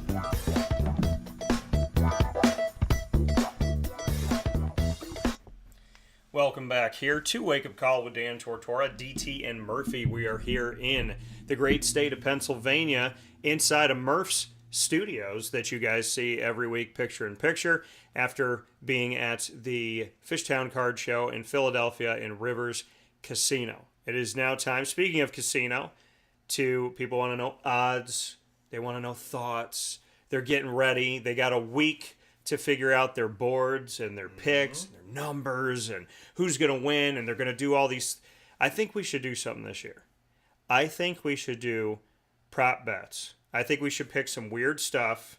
How many times will Taylor be seen on the screen? But I think we should do some things. Over under 7.5. Yeah, where we have just some fun prop bets. So I know that y'all you do your squares, you do your prop bets, you do your literal I got my boxes already. This is what I'm doing here. On the score of it itself, on just strictly the winner, on this, that, and the third. So Chiefs are going up against the Niners. It's the second time in 5 years. It's still Pat Mahomes. It's still Andy Reid, but it's not Jimmy Garoppolo, Kyle Shanahan, for whatever people think, including Anthony Campbell of GG Cards and Breaks, who's a big Niners fan, not a big Shanahan fan. He's brought them to the Super Bowl twice in 5 years. He's done it with different quarterbacks. He's done it with different personnel. He's done it in different times. You know what else he's done, though? Lose. And lost blew a 28-3 lead. Yeah. My thing about San Fran, which they just beat a team that had a huge lead. Dan Quinn that did that. Yeah. Well, yeah. Yeah. With the. Sorry, Commanders fans. With the Falcons, but looking at the world of this game, there's the argument that the Chiefs are already a dynasty in the fact that Andy Reid and Pat Mahomes together have won multiple Super Bowls, on top of the fact that not only have they won, but they've made it consistently. So they made it to a bunch. They've won 2. It's been in such a short amount of time that Pat Mahomes has been in the NFL, and there's no more Andy Reid can't win the big game. And there's already people that went from the Chiefs are a great story. If I'm a fan of another team, I'm still going to cheer for the Chiefs, to this year where people are starting to say, I don't want to see the Chiefs win. I'm tired of Pat Mahomes. This is annoying. And what people need to understand is multiple Super Bowl appearances, multiple Super Bowl rings, and the negativity that comes from being successful are all parts of a dynasty.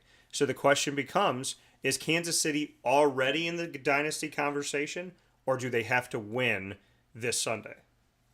I think they're already in there. Agreed. I mean, this is their 4th Super Bowl in 6 years that they've been to. Even if you don't win, I mean, let's be honest. The Bills, when they went to 4 consecutive Super Bowls, people probably got sick and tired of seeing them there. Oh, yeah. Granted, I'm sure by the last year, people probably wanted to see him win because they're like, we finally want to see him get over the hump. Didn't happen, obviously. But, if you've been to 4 in 6 years and you've won 2, even if they don't win it, if you won 2 out of 4, or 2 in 6 years, if they do win, they are a certified dynasty. If they don't win, they're still arguably a dynasty because they've been there 4 times, won twice. The conversation shifted. It was the feel-good team that's now the annoying team. Yes. It shifted. And that's part of being a dynasty. So we were having this conversation at work the other day about the Chiefs and the Patriots. And when it was actually with one of my students after his lesson when I didn't have anybody else, so we were kind of just chatting for a little while. Yeah. And we're like, this Chiefs team is literally the Patriots. It's at that point. Mahomes is what Brady was. Stupid good all the time for no reason. Nobody likes him. His defense has carried him, which carried Brady's carried him in certain places. Well, his defense really only started carrying him the last 2 years. The first two times I went to the Super Bowl was only offense. No, I'm saying this year. Oh yeah. In early October, I said, if this team plans on winning between 20 and mid-20s, and that's where they hope to score and win the games, they're going to have to lean on their defense. Mm-hmm. And lean on their defense they did. Yeah, absolutely. And Brady's last 2 Super Bowl rings were Patriots and Bucs defenses that bailed him out, especially the Bucs defense because he threw multiple interceptions. Why do you think they lost to the Eagles? Because the Eagles put up 42 points. Yeah. Yeah. And now the Chiefs, who have faced 41 points, the Patriots and faced the Chiefs. So we know that the Eagles have now faced both in recent history. It would be interesting to see what the Eagles think. So I might have to have Mr. Rob Drummond on the show and say, as an Eagle alum and a fan, do you look at the Patriots and the Chiefs similarly now, having faced them both in the championship game? Yeah, it's entirely possible, but it's in terms of the word dynasty. I would argue you kind of reserve it for teams that have won at least 3, which is what I thought going in. Which is what I genuinely think I still think they might. It's really interesting to try and figure this part out, but I don't know. I think they're. I think it would be something if they get the third in a row, but I also think it would be very, very, very easy for America to say, yeah, I'm rooting for the Niners. Go ahead. We just got invited to a card show. It's a brotherly love card show. We would love to have you at our next card show on 2/24/24. It's taking place at the Pennsylvania Convention Center in downtown Philadelphia, 250 tables. And they reached out to us personally. That's awesome. Thank you, brother. You coming back down? We're going to have to talk, I guess. I don't know if I can do it because I'm still committed to teaching, skiing on these weekends, but yeah. I know they do. So the Brotherly Love show is actually a pretty popular show in the area too. Like the 3 biggest shows in Philly consistently are the Philly show, Fishtown show, and I guess you could count Cherry Hill at the same time Cherry Hill is with Fishtown. It's basically under the same umbrella. Yeah. And then Brotherly Love. So, I'd love to be able to go to it, but I also feel, and I think they do. I'm pretty sure they do like a trade night. Let me see. I think they do like a trade night on the night of. Oh wait, it's a Saturday. That's why. That's why I know I couldn't go, because it was on a Saturday. Man, that sucks.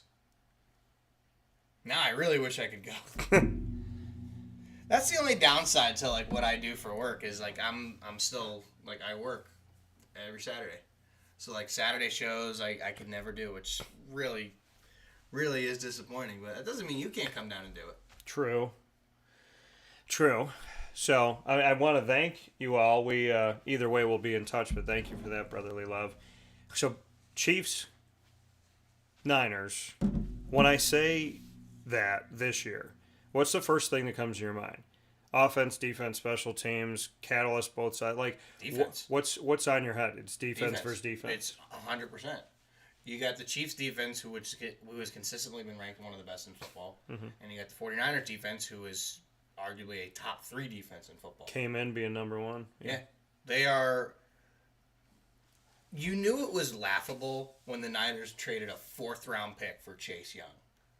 I'm like, and I saw that. I'm like, they gave up a 4th round pick for a guy who went number 2 overall and has been a very good player in the league. It's like when Jacksonville what is this? Jacksonville with, A.J. Boye and Calais Campbell, 5th rounds and 6th rounds. And like, you're letting go of starters for 5th and 6th round picks. But Washington gave up their entire defensive line. Yeah. And because they gave up Chase Young, and who's the guy they traded to? is it Montez? Montez Sweat. Yeah. We got traded to the Bears. So you get these substantial picks, you get these big-time guys, and then you let them go. Montez Sweat got them more than Chase Young. Montez Sweat got a 3rd-round pick, and Chase Young got a 4th-round pick.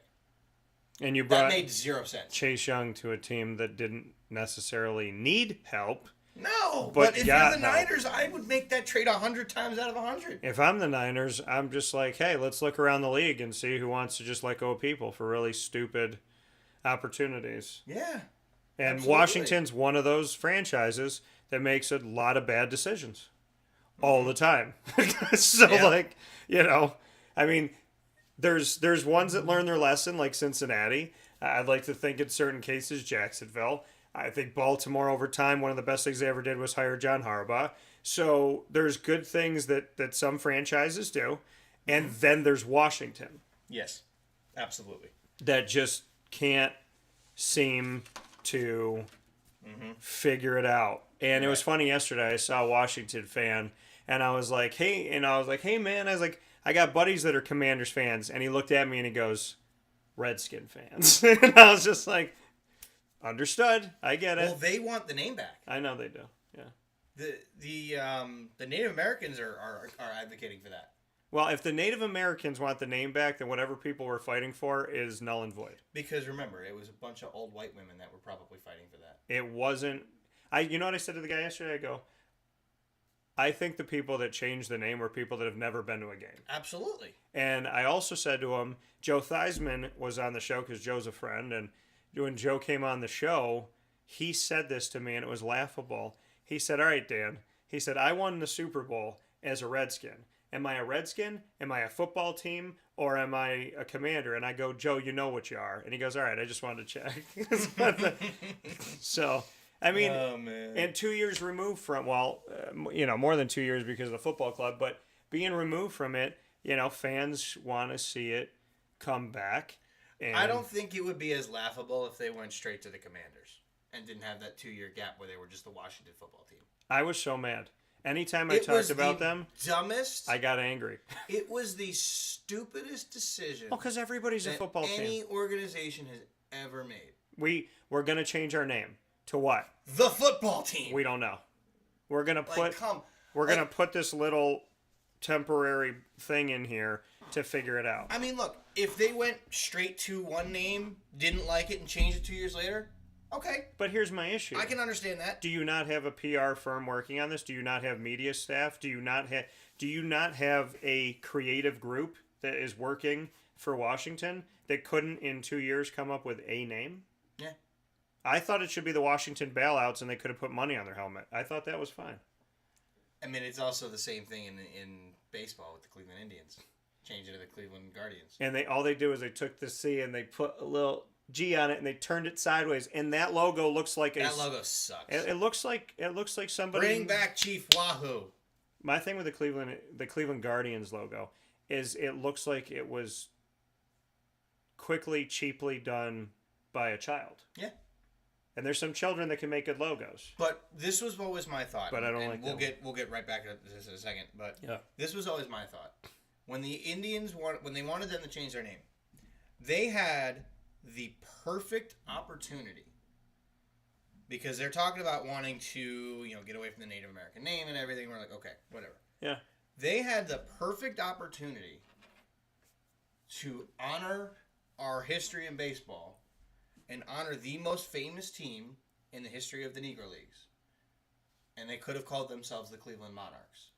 Because the Kansas City Monarchs are basically where all of the best black players in that day that came over to Major League Baseball, for the most part, that's where they played. That was the team that they were on. Yeah.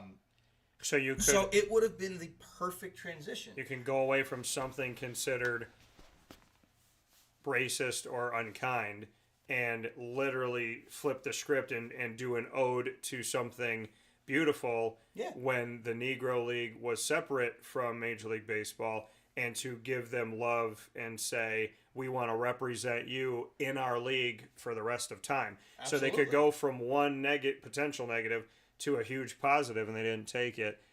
I'm also outrageously surprised that with the just billions of name ideas that Washington could not come up with one. Yeah. In 2 to 3 Listen, years. if they would have changed their name to, I don't know, the Washington Bob Doles. Sure. Let's just say they changed their name to that. 2 years later, they don't like it. All right, let's change it again. Okay. Yeah. At least you had a name. Yeah. Rather than the Washington football team. How about the Washington I didn't have relations? The Washington Clintons. The Washington Clintons. Why not? The Washington Monuments. That actually would have been pretty good. Right? That would have been pretty good. I'm saying the Washington Capitol. Yeah, Well, no, how about it this? Been a Washington The Capitol, Wash. so you have How about go with me on this for a second? Side view of a quarter was Abraham Lincoln, right?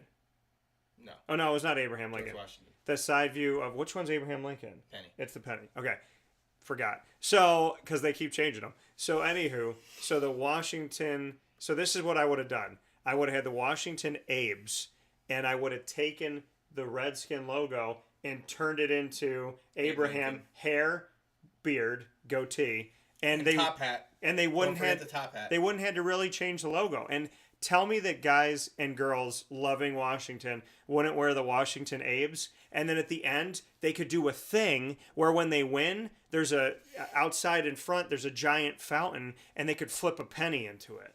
Yep. Why am I not on the PR for the Commanders right now? Do better. Come on now. Hire Super Bowl. Hire me. I'm ready. Yes.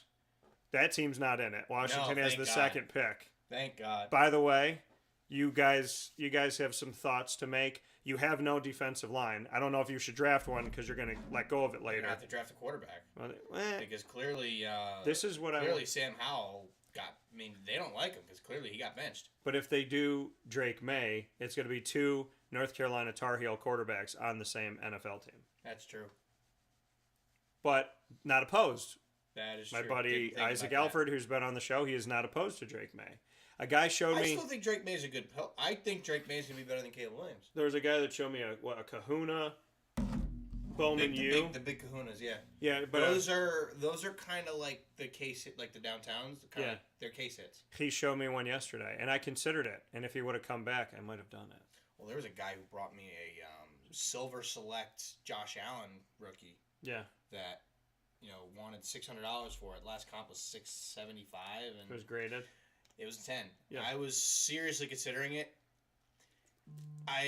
If he had brought me that later in the day when I had already sold the Jalen Hurts auto that I had, I might have taken it, but I didn't. I told him, let me think about it, but he never came back, which is that's okay. I'm not losing sleep over that one, but montage to "Baby Come Back." That's awesome. But I mean, that's but being part of this card collecting world, you want to get stuff. I just want people to know, and Murph here, give a little preview to the game, because I'm gonna grab my Mahomes. Because with this being the title game, why would you not want my Mahomes is what I want to ask people. I did, but I thought you wanted it. I do. I go back and forth. I don't know if you could hear him there, but he just went in the other room to grab the card. But he said he wasn't sure. He's like, he went back and forth if he wanted to move it or not. But yeah, this is going to be definitely a fun Super Bowl without a doubt. You got the Chiefs, you got the 49ers, 2 outstanding defensive teams, and an outstanding quarterback and a Mr. Irrelevant quarterback that we are pleasantly surprised with how well he's done so far. Mr. Relevant, I was on record that Brock Purdy should not have been drafted that late. Why would you not want this, folks? I didn't say I didn't want it. It's an all-white. I'm not saying to you. Why would you not want this, folks? All-white jersey with the all-white outline. PSA 10 out of 10. That's the reason people don't want it. What? Texas Tech. Well, and that's ridiculous. It's a Pat Mahomes rookie card. No. But here's the thing. Look at it. People drink it in. And I've had the same problem. That is why college uniform stuff is a lot cheaper than To pro me, it's uniform ridiculous, though. This is a Pat Well, Mahomes let me ask you a question. Gem Mint 10 out of 10 PSA rookie card, and it's the white matching the border, and it's beautiful, and it's nice. And there's a guy that went to Texas Tech with Pat Mahomes who actually looked at the card, but wasn't looking to spend this much. They see this card and they get a little sticker shock, and it's not even That's that Patrick Mahomes. right. But my thing is, especially now going into this game in Dynasty, people. Hit me up, Instagram, at wakeupcall_DT, fight with Murph, I don't know. But this is a card, this is one of the greatest cards that I've ever pulled from a pack. One of the best things in my collection, and it got a 10 out of 10. Yeah. From PSA. But, so here's the thing. The reason why... think of it like this. It's ridiculous, though, because the college rookie card comes out before the NFL jersey rookie card. I know. So it's the first rookie. But think about it this way. Stupid. You spent all this time looking for a good Trevor Lawrence RPA. Yeah. Right? Mm-hmm. You're a Jaguars fan. Yeah. I had a Clemson, a really nice Clemson Trevor Lawrence RPA. Yeah, I know. Which one did you want more? In his Jaguars uniform. But that's because I'm that's a Jags fan. No. That's what I'm saying. I know. Well, But that's what I'm saying. As a fan of a certain team, would you rather have a rookie autograph from that quarterback in their college uniform or in your team's uniform? if it's an auto, NFL. Or even a regular rookie. But if it's like this in your collection, like we talked about the Ken Griffey, and this is, Ken Griffey's official first and whatever. Like these ones come out first. I would want like the beginning of their rookie cards. I actually would probably like both. But see, my thing is, which one would you want more? You would want the Jaguars one. Not being a Chiefs fan, I'm totally fine with that. Okay. But being a Jaguars as a fan, yeah. You gotta. I get what you're saying. I get what you're saying. If I'm a fan of the team, I try to stay away from the college uniform stuff. Yeah. Unless it's guys from Florida. But perfect example. I love some Panini Contenders. I love Panini Contenders, and I have a ton of rookie cards that I didn't even know I had from Panini Contenders, and I sold my Jared Goff multi-wave color rookie card of him in his college uniform that was numbered. I actually sold that card, which I'm happy I did. So, perfect example. Obviously, Anthony Richardson was drafted by the Colts, right? I've got some Anthony Richardson cards that are getting graded, right? Go Gators. Go Gators. This is a card that people would want. This is the Disco Prism. Yeah. Right? It's in his Colts uniform. But I would argue people want the stuff in their pro uniforms. But the Gator jersey it's better. I understand that. It's better. But the only people that would want these are me. Because or me. I'm a Gator fan. But I also have that awesome Gator patch, and I'm not a Gator. You do. Right? But the thing is, I would rather have these for my own collection because he's a Gator and because I like him on his Gator uniform. That's why I collect Syracuse stuff. Now, Wyatt Langford, not going to ever have cards in his Gator uniform, at least as far as I know. Yeah. If he does, I'll get some. Yeah. But this is the whole reason why I'm saying that is. I get what you're saying.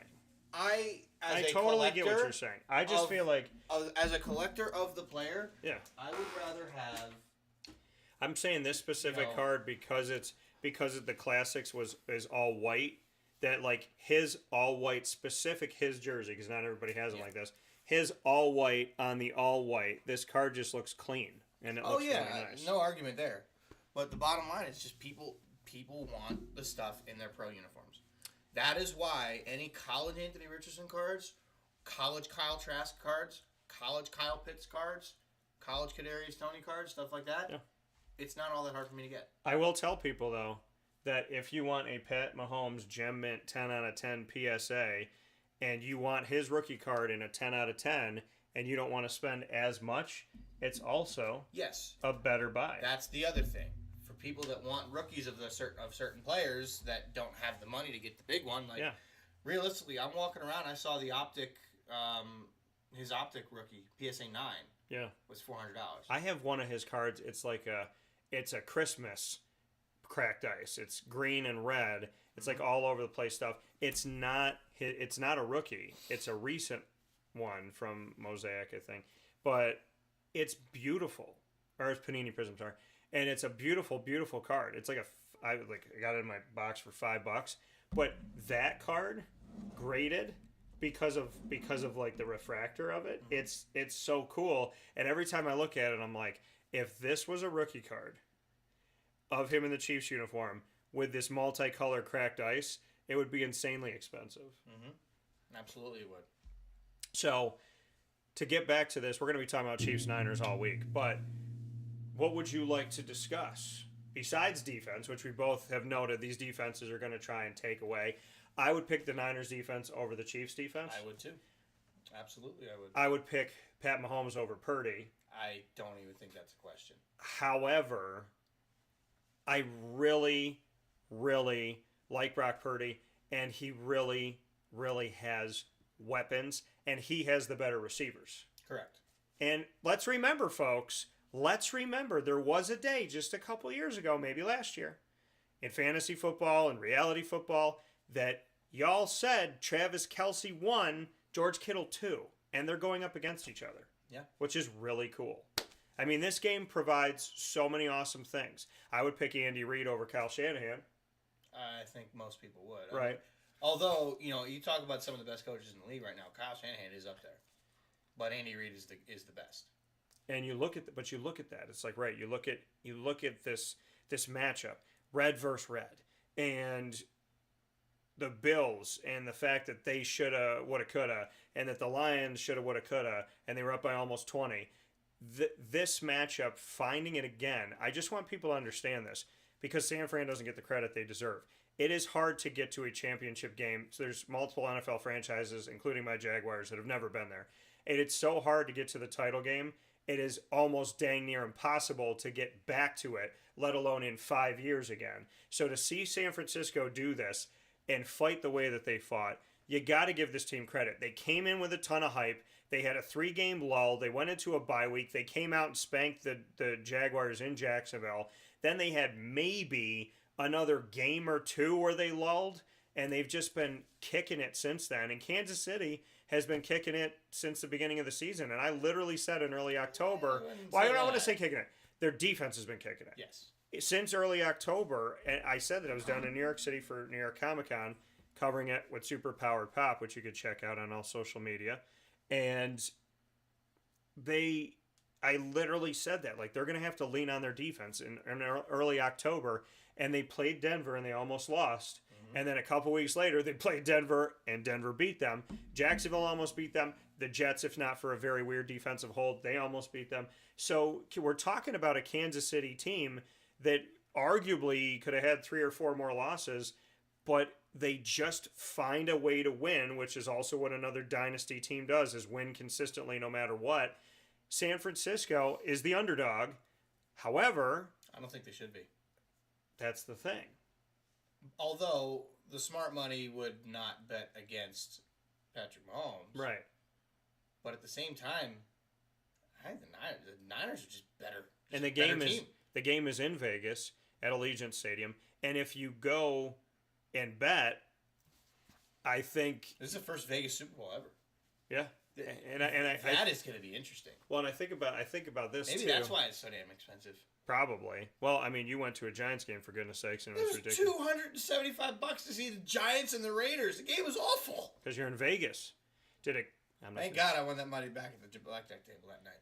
But you look at this game, and you say in Vegas, and you talk about betting, and this being the capital of sports betting and whatnot.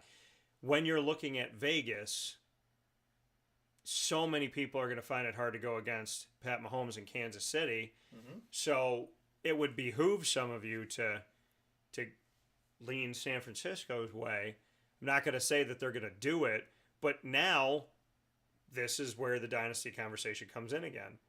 Kansas City comes in, and they're this team that's not the Patriots. Thank God it's not the Patriots. 31 franchise fans, not New England Patriots, were ecstatic to see somebody else. But Kansas City isn't the underdog anymore. San Fran's the underdog. And San Fran has a lot of good history and a bunch of Super Bowls and a great team in the 90s and a great team before that. And Steve Young and Joe Montana and Jerry Rice, third NCAA Division III wide receiver, arguably the greatest of all time. And here we are with San Francisco again, showing themselves in multiple decades. Yeah. So San Fran is a historic team, where Kansas City is more of a now team. Correct. And so I don't want people to forget about the value of San Francisco when you're focusing on Pat Mahomes in Kansas City. Absolutely. I mean, the big thing with the Niners, I mean, a lot of it has to do with their history. Yeah. You've got, from Joe Montana to Steve Young to now Brock Purdy. You had other solid quarterbacks in between there. I'm drawing a blank on some of their names from the mid. I mean, you had. They had Alex Smith, who They had Alex. They did. Was in They Kansas drafted City. Alex. Well, Yeah. people forget that if Aaron Rodgers fell to the second round, they had a plan to pick them both, Alex Smith and Aaron Rodgers. Can you imagine that? That's crazy. That would have been. And Alex Smith, think about, he resurrected his career in Kansas City after it didn't really fit in San Francisco. He resurrects it in Kansas City, and who does he pass the torch to? Pat Mahomes. So I'm just It's just some saying. crazy, interesting things going on here. There's a lot of storyline that goes beyond who's in the luxury box. Yeah. And I am happy for the happy people, and I want them to stay happy. I also want this game to be so awesome, and I cannot wait for the commercials, because there's a chance that Deadpool 3 will have a commercial, the first one, and Daredevil Born Again's TV show will also get a commercial. And if I can get either one of the, I literally sit for Is the. it bad that I've stopped caring about Super Bowl commercials? I will watch the commercials to laugh, and I'll watch the commercials for movie previews. And let's hope that there's a Transformer 19 that's going to be in this, because they always take out commercials. I mean, let's be honest. In like the last 4 or 5 years, yeah. the Super Bowl commercials have sucked. There's been you can there's- pinpoint. You could say these three Yeah, were good. but at the same time, you've got a lot of commercials where you're like, What is this about? what is this about? Yeah. And then There was one year a there- Toyota commercial. You're like, what? There was one year. It's like, you paid $10 million for a 60-minute or 60-second commercial for this? There was Really? There was one year in recent history where the commercials were so bad, I got It bored. was like 3 years ago. I got bored and I stopped watching. Yeah, it was within the last few years. I think it was the first. I was going to say it was within the last 5 either years. 2020 or 2021. It was one of the most boring times to watch the commercials, Awful. but I am excited about this, and I have a feeling with Marvel only having Deadpool 3 on its slate in 2024 as strictly their studios doing this movie, that they will not only have one commercial, but knowing Ryan Reynolds and his extreme creativity and just awesome mind, that they might find a way to work in Deadpool and Ryan Reynolds, or both, like do this thing where it's maybe a teaser and a teaser and a tease. I could see them doing this like, hey, do you guys want to see a commercial? Well, and it cuts. And then Ryan Reynolds goes, you know what? I was going to do something for Mint Mobile, but then I thought, and puts on the thing and puts on the Deadpool costume, and it cuts. And that you go through like the first little bit here of almost a Deadpool, almost a Deadpool, almost a Deadpool. And then at the end of the Super Bowl, they hit you with the big 2 minute. All I know is I don't want to see a Bud Light commercial. I just want to shut it off. Yeah, I know how you feel. I just want to shut it off. I know your thoughts. Go Niners. So If you couldn't tell who I'm rooting for, go Niners. So we're going to take a quick step aside. When we come back, we will be bringing you our NFL awards. I'm going to put up this wonderful opportunity for you to see exactly what it's going to look like. Our ballots will be carried live. I do not know who Murph is choosing. He does not know who I am choosing. We have separately made our lists late last night for the 2023-24 NFL award ballot. The offensive and defensive rookies of the year, comeback player of the year, offensive player of the year, defensive player of the year, MVP, coach of the year. And if we want to do this, there is also the opportunity for assistant coach of the year. So I don't even know who half the assistant coaches well, of the year thing are. and the thing with me is like the best assistants sometimes become a head coach somewhere else. So this is our list that we have for you. We are going to be writing our candidates in real time here on Wake Up Call on DT and Murphy right after this.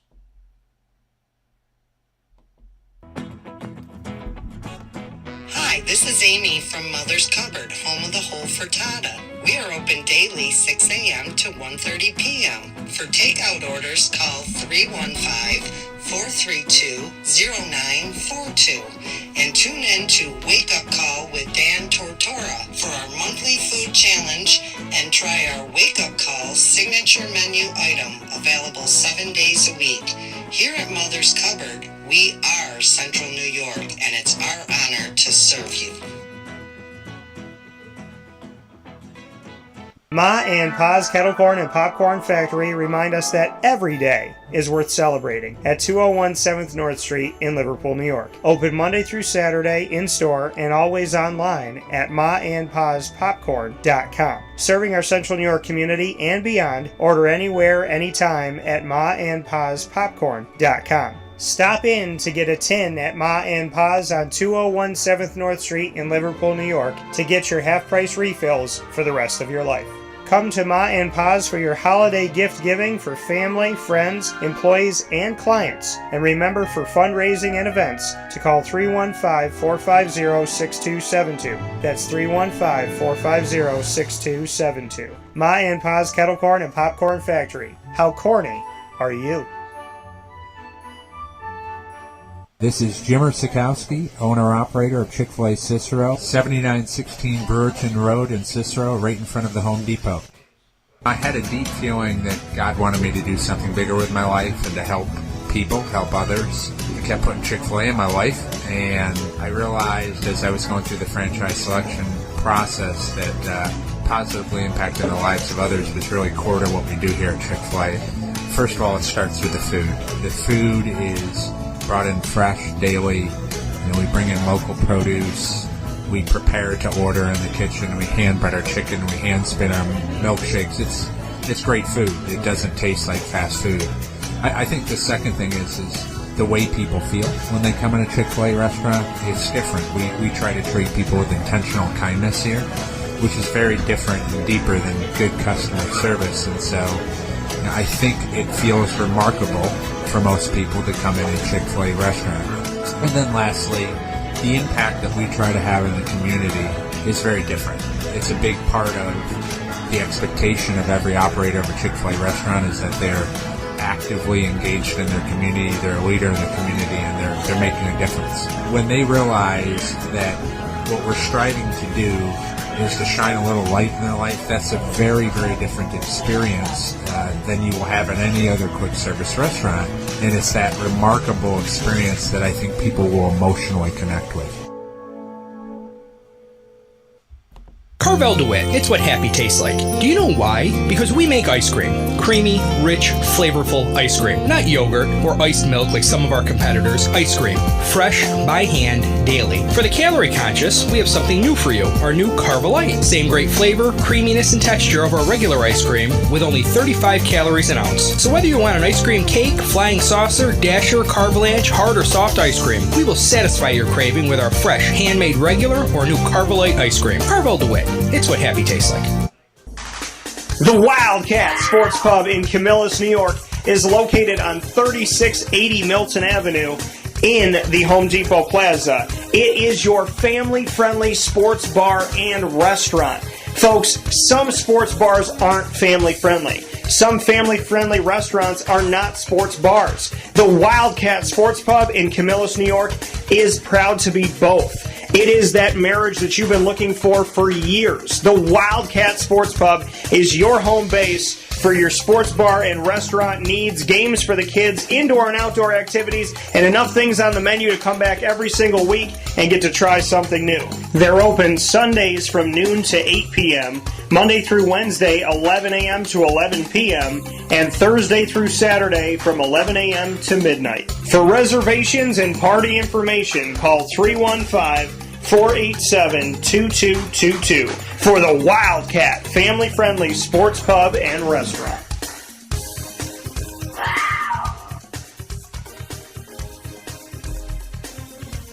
GG Cards and Breaks. Like, comment, subscribe. GG Cards and Breaks, coming to you on 639 Delmar Place in Syracuse, New York, 7 days a week, Monday through Saturday from 10 a.m. to 6 p.m., and on Sundays from 10 to 5. You will find everything you need at GG Cards and Breaks, whether you're a first-time collector or you've been collecting all of your life. Any age, all are welcome, and the beautiful thing about GG Cards and Breaks, you come out to the monthly trade night, you will literally see people there that are 3, 4 years old, all the way up to 60, 70 years old at GG Cards and Breaks. It is such an amazing community beacon. People go there for conversation. They go there for the things that they love, the teams they love, the players they love. And if you've collected, you already know this. If you've never collected, I'm going to tell you. When you bring home your favorite player, you bring home your favorite team, that becomes something that's like a personal touch. It's a personal connection. It's a link from you to the things that you care about. And GG Cards and Breaks loves making those memories with you. They love seeing you find that special card in a pack. They love watching you open the box. And the beauty of all of this is that they care too. They're not just selling. They open product all the time. They have their favorite players. They have their favorite teams. They're constantly in the hobby, enjoying the hobby, learning about the hobby, challenging themselves. GG Cards and Breaks is the place when it comes to sports cards, in my opinion. And you can find everything from singles, graded cards, packs, and boxes, to everything that you need to protect your cards. Your all different types of top loaders, your one-touch cases, as well as your sleeves, your binders, and your boxes. So you got everything in a one-stop shop. And I will tell you this, once you go into GG Cards and Breaks, it's going to be hard to keep you out the next day. We welcome you there every single week, 639 Delmar Place in Syracuse, New York, right off of Teal Ave. And you can get more information by going to ggcardsandbreaks.com. With that being said, here on Wake Up Call with Dan Tortora, DT, and Murphy from Murph's Studios, we're making history today. And you know I'm all about making history on Wake Up Call. And you know that I don't like to wait long to do that. So we are barely into 2024, and we've now done our first show in Philadelphia, and we're doing our first broadcast from Pennsylvania in the Pocono area in Murphstown with all of Murph's cool stuff here. Murph actually told me that when we leave, there's an option. The option is that I can take a screenshot and make this my background on the green screen, or I can take all the stuff behind me and put it in the car. Absolutely. Absolutely. You can take that. You ain't taking that. So that's for sure. All this good stuff here. Having fun, Murph. Thank you for having me in the studio. Of course, buddy. Appreciate it very much. So always good stuff here with Murph. It's time for our NFL awards. We're doing them live. Murph and I have not spoken to each other about what this ballot is going to essentially look like. We had a little bit of a conversation about Offensive Rookie of the Year. But we're going to get into it. We're going to start things off with the Offensive Rookie of the Year. Those that are available to be chosen as finalists for Offensive Rookie of the Year are officially Bijan Robinson, running back of the Atlanta Falcons, Jahmyr Gibbs, running back of the Detroit Lions, Sam Laporta, tight end for the Detroit Lions, C.J. Stroud, quarterback of the Houston Texans, and Puka Nacua, wide receiver of the Los Angeles Rams. So with that being said, we have two running backs, one tight end, one wide receiver, one quarterback. A lot of times you feel like you're going to hear quarterback, but not in this case. I want to let you know this, folks, because the Offensive Rookie of the Year was one of the tougher choices. 948 rush yards for Bijan Robinson, 4.7 yards per carry, 51 catches for 384 yards, 13-32 total yards, and 7 touchdowns. Thought he would have more total touchdowns. Jahmyr Gibbs here, no offense to him, I'm just making a note. Jahmyr Gibbs, who I thought should go here to the Lions. I think he was one of my predictions in the mock draft there. Very happy they got him. Jahmyr Gibbs, I covered him in college. 915 rush yards, 5.4 yards a carry. He was with Wake Forest or Georgia Tech. I think he was with Wake Forest before he went to Alabama. 915 rush yards, 5.4 yards per carry, 52 catches, 316 yards. 1,231 yards. My dad's birthday. Shout out to my dad. Love you, Pop. Always praying and hoping the best for my dad and my mom and Lily and Murph and so many wonderful people. 10 touchdowns. Sam Laporta, 81 catches for a tight end. Been collecting Sam Laporta low-key, too. And you saw I got something from Murph here. 860 yards, 9 touchdowns, a 71.7% catch rate. C.J. Stroud, 63% completion percentage as a rookie, 3,844 total yards, including any rushing, 24 total touchdowns to 5 interceptions. Puka Nacua, 101 receptions, the amount of 100 catch in a season receivers. That's a beautiful class to be in. He did it as a rookie with Cooper Kupp on the same team. 101 receptions, 1,445 receiving yards, 5 touchdowns, 65.5% catch rate. My pick for Offensive Rookie of the Year, and here's the difficulty with this. You want to see? So my pick for Offensive Rookie of the Year, and I will write it in as we go here, is going to be C.J. Stroud. So I'm going to try to just cursive this thing in here. You could just say CJ. C.J. Stroud is my Offensive Rookie of the Year. Almost picked Puka. Puka's 65.5% catch rate. I could not argue above Sam Laporta's 71.7 as a tight end. And I'm going to give it to CJ because I didn't really like this draft class for quarterback. I wasn't a big fan quarterback-wise of a guy. I said there was no guy that I would take in this draft class going in that I felt really good about being my starter. Not week one. No. This was Stroud was probably the guy that had the most upside, though. This was pre-draft. Yeah. So pre-draft, I said I didn't feel good about anybody being my dominant starter. And C.J. Stroud with almost 4,000 total yards, 24 total touchdowns, 5 picks, and a 63% completion percentage, and getting the Texans way ahead of schedule, getting them to the postseason, guiding them the way that he did. As a Jaguar fan, I am telling you that C.J. Stroud is a pretty remarkable rookie. So I'm giving him the edge over Puka, but this is really difficult for me. I probably would say I was C.J., Puka, Sam Laporta, but Sam Laporta's catch rate was better. I just feel like they wouldn't give it to a tight end, so I'm going to pick C.J. Stroud. So this is one we kind of were having the conversation about. But I'm going with Puka. So Puka, like you said, 101 catches, broke the rookie receiving yards record, had one of the best years for a rookie wide receiver ever. Yeah. As great as C.J. Stroud was, granted, he missed a couple games. Like, he missed three or 4 games with the concussion that he, funny enough, the Jets concussed him. So, I do feel bad for him with that. But, so I went with Puka. I felt like,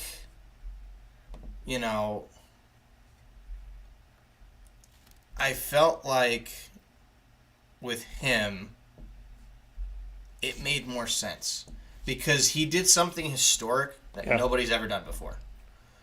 So it's one of those things that I couldn't look past. Yeah. So I basically said I'm gonna roll with Puka. Also because I wanted to have the debate. Yeah. Right, because this is the only one that we discussed at all last night. Yeah. And when you had said it, we both know it's probably going to be C.J. Stroud. Yeah. Because when a quarterback has a really good year as a rookie, they go quarterback usually. Mm-hmm. But I knew there was a case for Puka. 1,400 yards is no joke. Only had 5 touchdowns, but that's because I think a lot of the time they were throwing the ball to Cooper Kupp near the end zone. And I think... But I think, could legitimately be the next Cooper Kupp. Well, in this one, I'm going to say, I don't want him to be the next Cooper Kupp. I want to be better than Cooper Kupp. I want him to... I got him on my dynasty team. I want him to be the first Puka. That's what I'm saying. I want him to be better than Cooper Kupp. I want him to be himself. The thing about Puka is, and I had somebody ask me yesterday, and I showed him the rated rookie, and he already had it, but he said, it's so hard to find a Puka, to find his rookie cards. And so I think he's in hot commodity. I got him finishing second because he went on to a team that arguably had a lot of talent and some expectation. Houston was a team where it's like, is this going to stay a dumpster fire? Is it going to be a problem? Is Houston going to win 7-8 games? So I think CJ gets it because of the state of the Texans when he came onto them, where Puka came onto a team that, has Matt Stafford, has Cooper Kupp, has Aaron Donald, and have had success and made it to, the NFL's title game. So I think that I don't want to take anything away from Puka. I'm saying slight edge is what CJ did with his franchise. To me, his franchise was in a worse state. I mean, you could arguably argue CJ for comeback player of the year, but he's a rookie because of the fact that the team was the comeback team, arguably, of the year. So I'm going to give it to CJ. You're going to give it to Puka. But this was a very hard decision for me to slightly edge out CJ. I think this. I think there's a very distinct possibility that that offensive rookie of the year is the most difficult for the voters to decide. Yeah, I do, because I think during the season I thought CJ, and then I kept thinking CJ, and then I looked at Puka's numbers and I was like, wow. If CJ never got hurt, it wouldn't be an argument. But the fact that CJ did miss 3 or 4 games and Puka played the whole season, he might have missed 1 game, but still broke the rookie receiving yards record. I think that was what made it close. This is what would decide it for me. CJ's 63% completion percentage, Puka's 65.5% catch rate. But keep in mind too, that's also telling on the quarterback. But here's my argument. 63% completion percentage for CJ, Puka 65.5% catch rate. What would decide it for me, without doubt, is if Puka could have a better success rate throwing to CJ, and if CJ could catch better than 65.5% of the balls. Maybe. Give me some trick plays. So I'm going to go with CJ Stroud. You're going Puka. Defensive Rookie of the Year. Here's some background. Texans defensive end Willie Anderson Jr. drafted 3rd when the Houston Texans, who had the 2nd pick, traded up with the Arizona Cardinals to get 3rd pick. 3rd overall pick, 45 tackles for Willie Anderson Jr., who I covered in college at Alabama. 10.5 tackles for loss. 7 sacks, which tied the rookie record for the Texans. Or, pardon me, didn't tie the rookie record, took the rookie record. So, for the Texans, he set a new record. Pardon me on that. So, Will Anderson Jr. set the all-time rookie record for the Houston Texans franchise with 7 sacks as a rookie. Eagles defensive tackle Jalen Carter, who I saw some of his jerseys yesterday at the Fishtown Card Show in Philadelphia. 9th overall pick, Jalen Carter, 33 total tackles, 5 tackles for a loss, 6 sacks, 2 forced fumbles, 1 recovery. Rams defensive tackle Kobe Turner, 9 sacks, led every rookie this season in total. Led everybody for defensive rookies of any position. 9 sacks, 57 total tackles, 6 tackles for a loss. He was a 3rd rounder. And then we have Seahawks cornerback Devin Witherspoon, who was drafted 5th overall, 79 tackles, 5 tackles for a loss, 3 sacks, and a pick 6 against the Giants. Then we have Steelers cornerback Joey Porter Jr., 43 tackles, 32 of those tackles were solo, 1 tackle for a loss. First interception of his career was against the Ravens. This decision, to me, is harder than other ones we're going to be making today. I thought that I would tell you Willie Anderson Jr.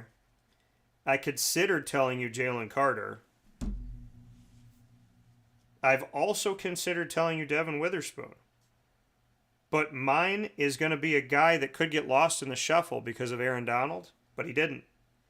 9 sacks to lead every rookie in 2023-24, 57 tackles, 6 for a loss. And when we talk about Willie Anderson Jr., 3rd overall pick, Jalen Carter, 9th overall pick, Devin Witherspoon, 5th overall pick. The numbers for Kobe Turner, he was drafted in the 3rd round. So I am going for Kobe Turner to win Defensive Rookie of the Year. I didn't think this was as difficult as you were saying. Just partly because I felt like this guy was on a really good defensive team with a solid defensive line. that was starting to get a lot of attention from offensive lines. Mm-hmm.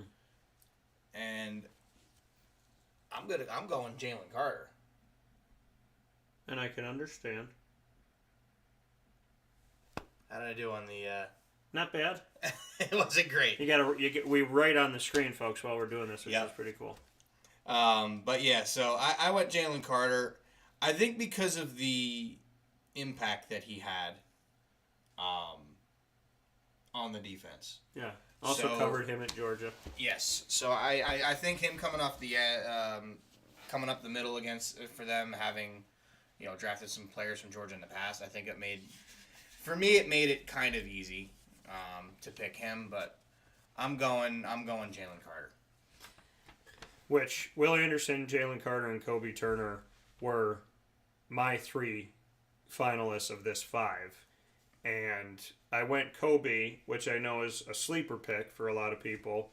But to me, leading all rookies in sacks and seeing everything that he did, talking about everything Will Anderson, Jalen Carter, and Kobe Turner did, and then saying Will Anderson and Jalen Carter were top 10 picks and Kobe Turner was a 3rd round pick. That, to me, was what was the separation. As he was drafted later, and he ended up doing more when it came to getting to the quarterback. So I give him credit. And he was in a really, he's in an extremely tough division with San Francisco, who's now obviously in the championship game. So I'm going to give credit there to Kobe Turner. We're going to now go to the comeback player of the year. To me, there's only 2 in this conversation, but there's 5. No offense to the other 3. There's only 2 in my finalists. And I could go either way. Here are the names. I feel like I'm doing the Emmys release. Joe Flacco, but better. And here are the nominees. A guy who once was a Raven and now is a former Brown, but a real Brown, but he was an old Brown, but he's a new Brown, is Joe Flacco. Because when he was the Ravens quarterback, they were the old Cleveland Browns. So he's technically been the quarterback of the new and old Cleveland Browns. Joe Flacco. Damar Hamlin, Buffalo Bills safety. Baker Mayfield, Tampa Bay Buccaneers quarterback. Matt Stafford, Los Angeles Rams quarterback. And Tua Tagovailoa, Miami Dolphins quarterback. What did you write? I wrote Arizona. I was sleeping. Oh, my goodness. I was tired. Oh, my. Well, who said to do this at 2 o'clock in the morning? I did. I was asleep for 2.5 hours by then. I wanted to be ready. So, these are my finalists. I'm going to tell you why. Tua is not a comeback player of the year because to me, yes, he got injured last year, but we've seen Tua, and I think we saw enough of him to not call him a comeback player. I don't consider Matt Stafford a comeback player of the year. I mean, he was hurt for the end of last year, and he played terrible. I mean, there's a case, but there's I get what you're saying. So what I'm saying is, to me, the comeback players, and Damar Hamlin came back from an injury that could have kept him from playing ever again. There was a time where he came back from the dead. So, there's a bunch of different arguments we could say here. And we both know it's going to be Damar Hamlin. Well, because of the circumstances. I think, but neither of us are picking Damar Hamlin, just for that. So, my finalists, with respect for all, and the fact that Damar Hamlin came back to life, let alone came back to football, and wasn't afraid to come back to football, which I credit so much of him and his incredible support system and God above everything. My finalists are Joe Flacco and Baker Mayfield. Agreed. Joe Flacco came off the couch, and Baker Mayfield, by the way, I backed Joe Flacco when he was a rookie. I want to make that clear. Baker Mayfield, to me, was left for dead. I have called him Johnny Manziel 2.0. And Baker Mayfield, in his time in the NFL, has resurrected himself in such a way that he has caught my attention, and probably the attention of many, to lead a playoff team in their first season without Tom Brady, to lead a team out of Tampa to defeat the Philadelphia Eagles, who many people thought was going back to the championship game. Baker Mayfield, for the Bucs, in my opinion, is the comeback player of the year because I don't think anybody's come back better than he has through the entire run of a season, and that he was left for dead, and that the guy was almost out of the NFL, going to go play in another league. Joe Flacco, a close second coming off the couch, but Joe didn't have to play the whole season. Baker Mayfield, for what he did on a team with so much hype that thought maybe they were just going to fall right back down again to a 4-7 win team. Baker, because I counted him out, is my comeback player of the year. Yeah, and I'm with you. I think it was a tough decision between Joe Flacco and Baker Mayfield. But I don't think there's any argument about that it's Baker Mayfield. So with Baker, oh wow, this is It's tough. you got to do it quickly. It's really Or difficult. you can't do it too quickly. Baker. But yeah. So, By the way, this is how everybody signs because they don't teach cursive in school anymore because America wants to be. I can still write in cursive. America wants to be dumber. Writing Yeah. in cursive is a beautiful thing. My mom still does it half the time. I will always write in cursive, but I have to block letter for people that don't understand cursive, which is upsetting. I mean, I don't write cursive, but I can. Like, I still can. Yeah, I think you should be able to. It should be a choice. But yeah, with this, it's a whole thing with, figuring out who you'd rather have, Flacco or Baker. Yeah. And Baker did it for a whole Baker season. did it for the whole year. Flacco came off the street and still played well. So I mean, Yeah. if the Bucs didn't make the playoffs, I would have probably given it to Flacco. Yeah. Yeah. But I think. True. I can understand. But the thing is, with comeback player of the year, we can't ignore the fact that DeMar Hamlin's a finalist, and DeMar Hamlin was probably going to win it. Yeah. Because in terms of what you're coming back from the dead he literally came back from the dead. was Now, yeah. I am not an advocate for DeMar Hamlin simply because the dude didn't play. He's not good. I honestly think that he probably was still on the Bills roster because they didn't want to cut him. He was the favorite to be comeback player of the year from the beginning of the year. All he had to do was step on the field and he'd be comeback player of the year. But yeah, I'm saying Baker. I think it was it was a tough decision, but with them being able to go in now, granted, I believe they make these picks before the playoffs. Yes. Like they do in baseball. Yes. So they did not have the information about them winning against the Eagles, but marching that team into the playoffs in a division that was wide open, they were able to go in and win that division and make the playoffs. So I'm going Baker. So we both picked Baker in this one. The next one we're going to be doing here is the Offensive Player of the Year. And here are the nominees. Tyreek Hill, Miami Dolphins wide receiver. Lamar Jackson, Baltimore Ravens quarterback. C.D. Lamb, Dallas Cowboys wide receiver. Christian McCaffrey, San Francisco 49ers running back. And Dak Prescott, Dallas Cowboys quarterback. 2 out of 5 finalists on the Dallas Cowboys, who, I understand you're supposed to do this before the postseason, but if we included the postseason, I wouldn't put a Cowboy on this list. Not a chance. And that's coming from somebody who likes the Cowboys as my second team, my NFC team. It's easy for me to pick Lamar Jackson. Tyreek Hill is a dynamo. C.D. Lamb and Dak Prescott, to me, it's hard because of the inconsistencies of the offense. I don't think that this one is a discussion. No. I think it's a runaway with the runaway who always runs away from everybody else, which is CMC. I think this would be unanimous. Yeah. And I'm just going to make it unanimous and say CMC. Now, here's the thing. Had Tyreek Hill stayed healthy and broken the record Yeah. for receiving yards in a season, Yeah. it would have been Tyreek Hill. Or at least would have been a closer discussion. Yeah. But, realistically, the discussion ended as soon as he got hurt and missed games. Do we see how many receiving yards he finished with? With Tyreek Hill. Tyreek Hill. So It Tyreek. was like 1,800 or something. Yeah, so Tyreek Hill. 1,800. Because he was on pace for 2,000. But I feel like this is every year. Like, he on pace. Somebody could be on pace for 2,000 12 weeks into the year, and then they stop playing. 1799. So just under 1,800 yards. First in yards. He was tied for first in touchdowns, receiving with 13. How many receptions? 119? 119 was tied for second. Yeah, it's CMC, but, you know, had Tyreek Hill not gotten hurt and gotten to 2,000, I probably would have said Also, Tyreek Hill. Nobody else on this list threw for a touchdown, ran for a touchdown, and caught a touchdown pass. Lamar Correct. Jackson, the closest.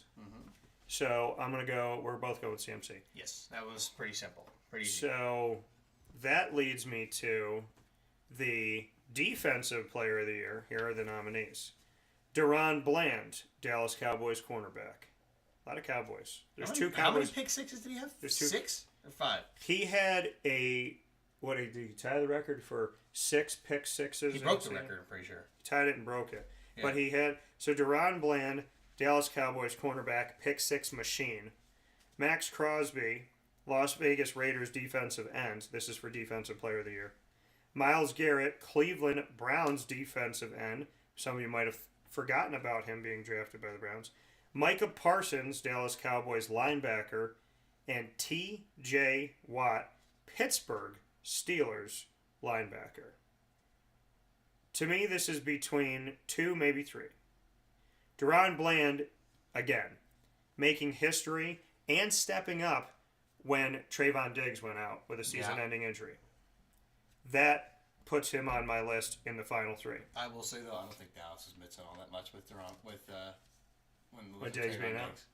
Well, I mean, he got burned more times than when you think of a corner that got so many interceptions like he did last year, you got to think about this for a second.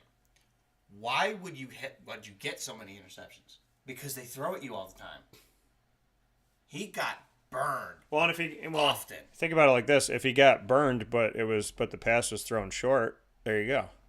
But the reality here is Deron Bland stepped up when another guy in the secondary went down. Yeah. Micah Parsons is arguably, in my opinion, I'm going to say this right now, arguably one of the greatest NFL players ever.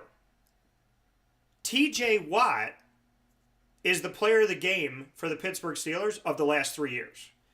When Ben Roethlisberger was in his last season and there were struggles and they would barely win, I was like, you better interview T.J. Watt.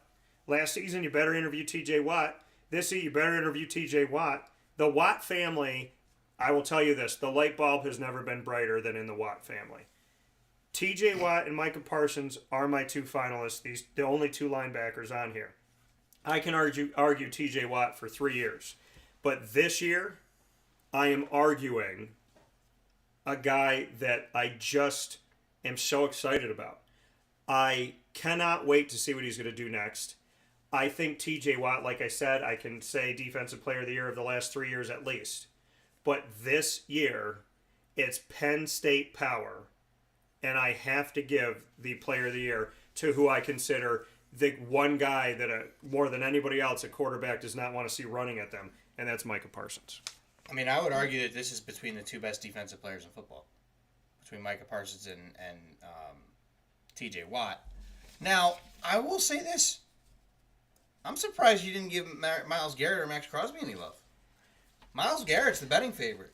I just feel like there's more for me in Micah from pretty much all season. T.J. Watt in respect in general, but it's supposed to be strictly this year. Yeah. And Deron Bland for just being the absolute threat he was in the secondary. Yeah. So no offense to Garrett or to Max Crosby. I'm just saying, if you're giving me 5 and I have to narrow, this is me narrowing. Yeah. So I went TJ. Let's see if I can do a little better there. So I went TJ Watt. Okay. And the way I see it, I mean, technically it's Defensive Player of the Year, right? But you almost think of it as like, who's the defensive MVP? Yeah. Right? Yeah. There was nobody more valuable to their team on defense than TJ Watt. When TJ Watt did not play, the Steelers' defense was awful. When TJ Watt played, Copy and paste. they were outstanding. Last year. The year before. Literally. Yeah. When TJ Watt's on the field, he is I would say is the best defensive player in football. And that is crazy considering how great his brother was. Yeah. JJ Watt's a first ballot Hall of Famer. Right. TJ Watt is well on his way. Yeah. I don't know who's better. I think TJ could end up potentially being better. I think both of them are first ballot Hall of Famers. I agree. I think that Micah Parsons, to me, is just a hair above TJ Watt in my voting, but I'm not going to be mad if it's TJ. Yeah. At all. I think it could be either one. I think Myles Garrett could be there too. Hey, and and I think all five had a legitimate case there. If and the thing with Max Crosby, credit the Raiders for some of the work they put in here. I look at a lot of different things in their season, though, and I wasn't wowed by them. The Browns, I was wowed by, and Myles Garrett being such a high draft pick and kind of falling off the radar because he's a Brown. I think, this has been a great jump for him. But Micah Parsons, to me, and TJ Watt, they're the best. I mean, this year, I would love to give it to both of them. Yeah. If I could. Mm-hmm. Let's go to MVP. There can only be one. Yes. MVP. Here are your MVPs. Spoiler alert, they're all quarterbacks except for one. And typically, the MVP is reserved for the quarterback on the field, or the head coach on the field, I should say. Josh Allen, Buffalo Bills quarterback. Lamar Jackson, Baltimore Ravens quarterback. Christian McCaffrey, San Francisco 49ers running back. Dak Prescott, Dallas Cowboys quarterback. And Brock Purdy. How many guys are up for MVP in the NFL history that were the last pick of any year's draft? Not many. Brock Purdy, San Francisco 49ers quarterback. So, we have Allen, Jackson, McCaffrey, Prescott, Purdy. Christian McCaffrey, the only player on any of the lists this year that has a shot to win 2 awards.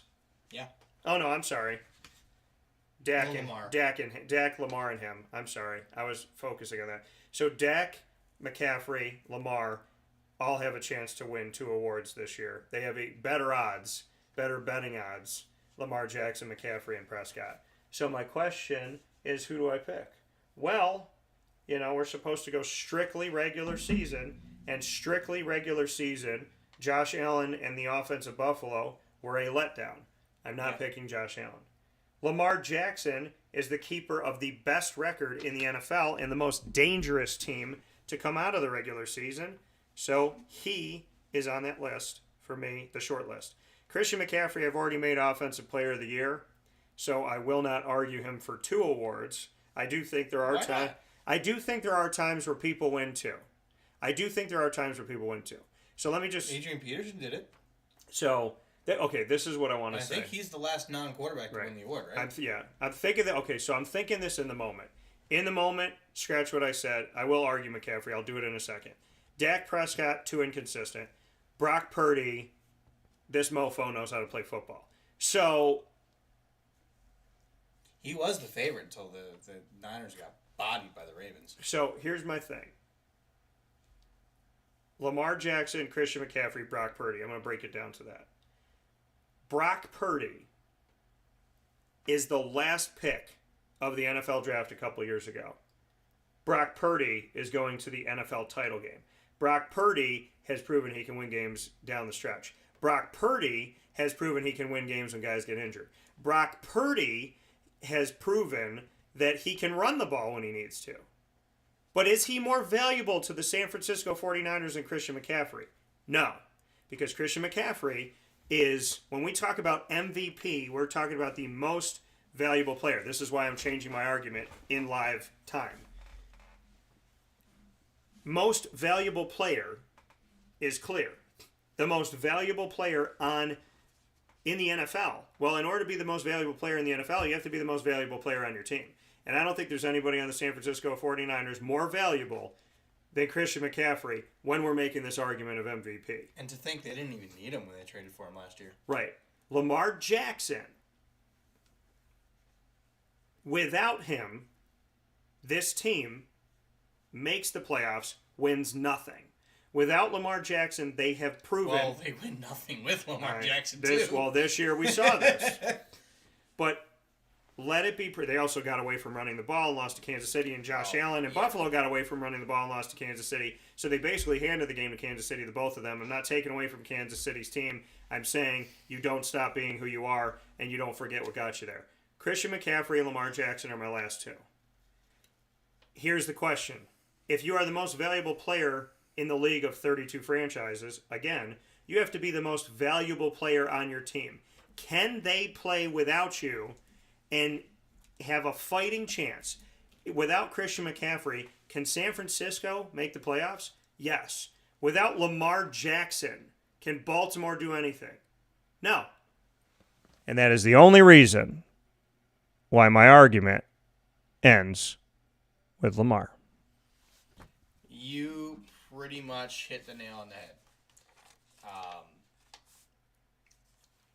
As much as I want to say CMC, and I just peeked CMC's numbers because I just wanted to check his rushing yards total because I know he had a lot of touchdowns. Yeah.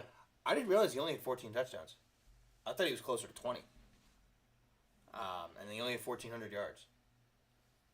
Those aren't really counting stats that I would say resembles an NFL MVP as a running back. Yeah.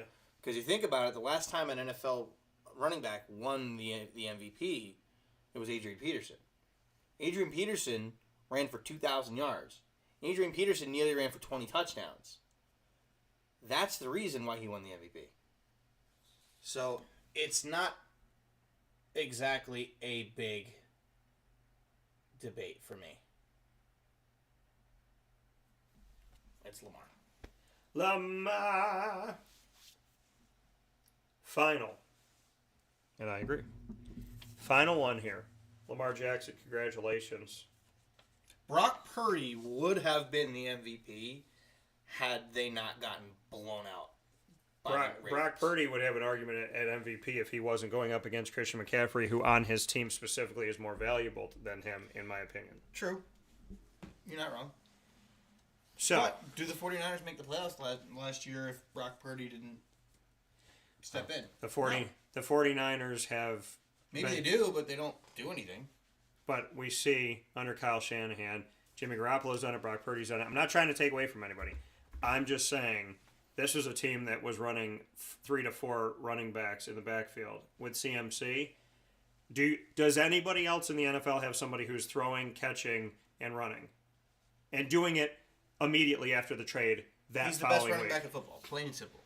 And this is the first time he's really stayed healthy. Has any running back resurrected their career from being the number one running back early in their career with one team to be the number one running back in the NFL later in their career where people are trying to not pay for running backs? Christian McCaffrey has reproven himself.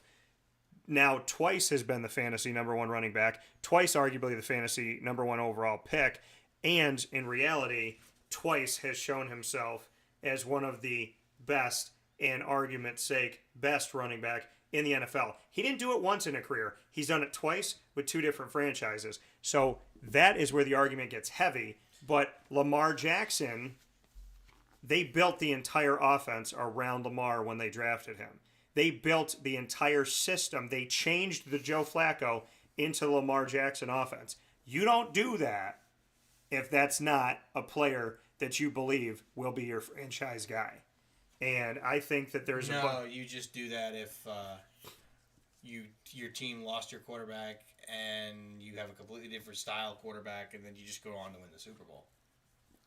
Nick Foles and the Philadelphia Eagles. Yeah. So, good teams do that. Good teams understand that you don't try to fit your personnel into a system. You fit the system around your personnel. Correct. Hence why Sam Darnold failed with the Jets. And hence why Zach Wilson failed with the Jets. Hence why Mark Sanchez, who went to back-to-back AFC Championship games, did not have a good rest of the career with the Jets because they took every single one of his weapons away. And people don't understand that. He was the scapegoat to a lot of problems. And I can tell you, from being around the Jets organization for 6 years, that the Jets in the front office had issues. And somebody just said to me recently that they think the Jets still have issues. I'm hoping... Not as much as before, but yes, they do. I'm hoping for your sake they get resolved. They have drafted very well in the last 3 years. Coach of the Year, the final ballot that we will cast here on Wake Up Call inside of this edition of DT and Murphy from the great state of Pennsylvania in the Poconos, broadcasting live from a location we've never been in before, making history in Murph's studio. 2023-24 NFL Awards will end with the Coach of the Year. Your choices are, drum roll please, it's the final one. Get it. Dan Campbell, who has the best first name in the world. Dan Campbell of the Detroit Lions. John Harbaugh, thanks Mom and Dad, of the Baltimore Ravens. I like Brendan too. D'Amico Ryans of the Houston Texans. Kyle Ramahama Ding Dong of the San Francisco 49ers. Shanahan, I want to see how many people can spell it.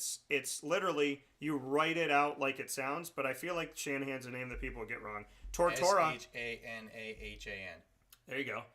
Tortora, so easy. First three letters doubled in an A, and you wouldn't imagine what came to the house growing up as a child. And Kevin Stefanski, and I'm not talking about my exes, Kevin Stefanski of the Cleveland Browns. These are your choices. So, John Harbaugh, I would tell you, has an argument in multiple years. Kyle Shanahan has an argument because he's going back for the second time in 5 years with different personnel. Kevin Stefanski, because the Cleveland Browns won and went to the postseason playing 4 different quarterbacks and nobody else in the NFL did that. And nobody's really ever done that. Yeah, and Kevin Stefanski was, the Cleveland Browns were keeping people on the job that had 1 to 0 wins in a season. But my final two are D'Amico Ryans, who brought Houston out of the dungeon in the basement of the AFC South. They weren't even great when they were winning the AFC South. They were just good in a bad division. D'Amico Ryans comes to Houston from San Fran, former NFL player, and D'Amico Ryans, good linebacker. Fantastic linebacker, in his first season as a head coach, first season with the Houston Texans. He has them a couple years ahead of schedule, in my opinion. But there is no mofo in the NFL better than this dog. And he took a team from the basement of the basement of the basement of the basement of the basement of the basement, 6 feet under, go another 9 feet, and you would find the Detroit Lions. No man or woman in America, in the NFL, could tell me that Dan Campbell is not your coach of the year, a shade away from going to the NFL title game for the first time in Detroit Lion history, because they won a championship in 1957, but it was not the Super Bowl back then, before the Super Bowl existed. Dan Campbell, to me, I would go D'Amico Ryans, but there are few teams, franchises, not in the NFL, few franchises in America in every sport, NHL, NFL, MLB, NBA, pool it all together, that have had more dark days than the Detroit Lions. 31 years between playoff victories. The last time they won a playoff game, I was 7 years old. I wasn't even born yet. So, my award, although I very highly regard D'Amico Ryans in this, and I give credit to every coach on this list, it is without doubt a simple, easy, commanding, earth-shattering roar for Dan Campbell. Absolutely. I mean, in any other year... Now here's the only thing with Dan Campbell that I'll say.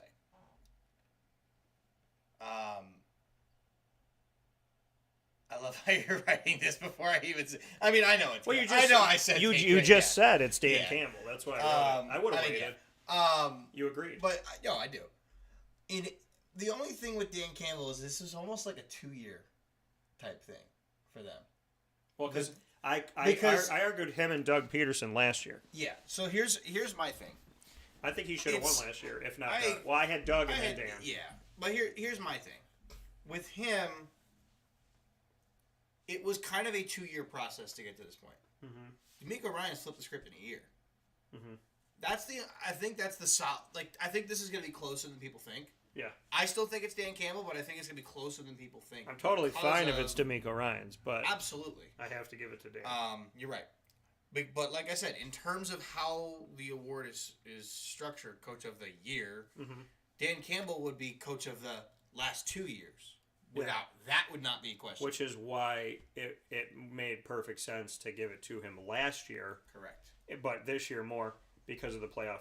Because of the reason I and you have to do it pre-playoff, which I understand that too. So how could they know? But I mean, and that's partly why I'm saying maybe it should be D'Amico Ryans, because they went from winning 3 games last year, and having the second overall pick to they won the division and won a playoff game. Yeah, they can thank Jacksonville for just blowing the heck up in that division. Yeah. But yes, they had some help, but they would have they would have probably made the playoffs anyway. Prior to Dan Campbell, been a wild card. Just to note here, prior to Dan Campbell, to take a look at records. For 2015, the Lions were 7-9. I'm going to go from 15, 16, keep going. 7-9, 9-7, 9-7, 6-10, 3-12, 3-12-1, 5-11, 3-13-1 was his first year. So he went from 3-13-1 to 9-8 to 12-5. To take a look at the Houston Texans before D'Amico Ryans came into town. The Houston Texans, in their history, by the way, they're the youngest team in the NFL. 2002 they came in, and in their first game ever, it was the battle for Texas. They beat the Cowboys in their first ever game, just to remind you of that, folks.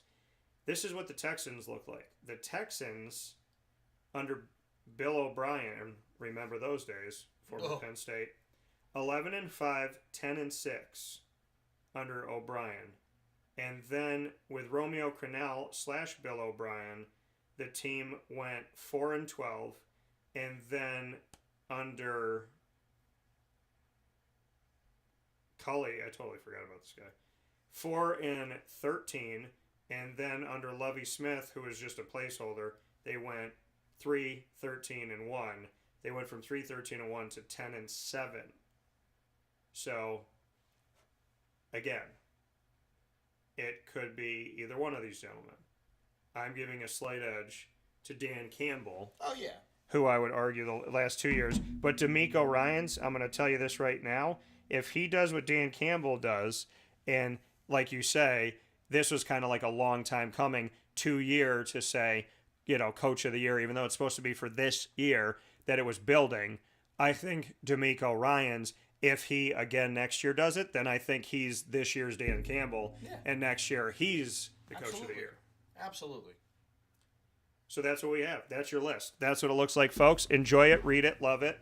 And this has been Wake Up Call with Dan Tortora, live from the Poconos in Pennsylvania. We went to Philly. We ended in the Poconos inside of Murph Studios. And you can watch and listen to Wake Up Call with Dan Tortora every single Monday through Friday from 9 a.m. to 11 a.m. Eastern Time. YouTube.com and Facebook.com, both /WakeUpCallDT. And on internet streaming radio on WakeUpCallDT.podbean.com.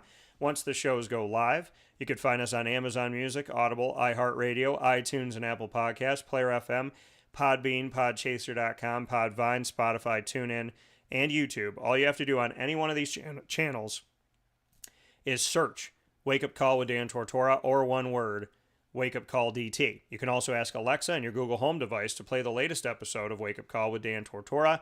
They will do that for you as well. And you could find everything in one solid place by going to wakeupcalldt.com. I'm surprised my Alexa didn't go off when you said that. I know. Whenever I do that, I always wait. Yep. Visit our incredible partners in Central and Upstate New York, Carvel DeWitt, where I have my own sundae. You won't find it anywhere else in the world and any other Carvel. And I believe they're the only Carvel franchise that has a dolphin cast to make dolphin chocolate pieces. You'll find the DT Dolphin at Carvel DeWitt, which is an ode to the Lemoyne Dolphins down the road. And the owner of Carvel DeWitt, Jay Cartini, is a Lemoyne College alum, as is my father. So head out to Carvel DeWitt for mint chocolate chip, topped off with hot fudge, whipped cream, and a cherry, green and gold sprinkles, and a chocolate dolphin to jump out of your whipped cream, right down the road from the Dolphins. So Carvel DeWitt, within walking distance, honestly, to go there from Lemoyne to Carvel. We'll see you there. The Wildcat Sports Pub, Mon Pa's Kettle Corn and Popcorn Factory, the Snack Capital, GG Cards and Breaks, PB&J's Lunchbox, Avicoli's, Great Lakes Honda City, Pizza Man, Mother's Cupboard, where you will find my sandwich 7 days a week. I just got it with Rob Drummond, and you just made us one of the most watched editions of From Mother's Cupboard to Table, a product of Wake Up Call with Dan Tortora. You made it one of the most watched, if not the most watched episode of From Mother's Cupboard to Table on Facebook and on YouTube. Thank you for that. You can go to Mother's Cupboard 7 days a week from 6 a.m. to 1:30 p.m. daily on 3709 James Street in Syracuse and get the Cuse McMother. The Cuse McMother is bacon, egg, and cheese inside of 2 pieces of French toast. Pick it up and eat it like a sandwich. Cut it up and have it with some syrup. Rob Drummond and I just broke bread over it recently here, and we always appreciate the incredible staff led by Pete and Amy at Mother's Cupboard. Chick-fil-A Cicero and Chick-fil-A Clay, keep praying for one of the greatest people in the world and one of my brothers, Jim Rusakowski, who is a leader of all different ways and finds a way to get his message across no matter what. It is an absolute honor and privilege to work with Chick-fil-A and to work with Chick-fil-A Cicero and Clay specifically, because it means I get to work with one of the people that God has blessed us with beyond any measure, Jim Rusakowski. Canine Camp Dog Daycare and Canine Campground Dog Boarding, the only place that I would bring Lily away from home. And of course, the exclusive multimedia marketing partner of your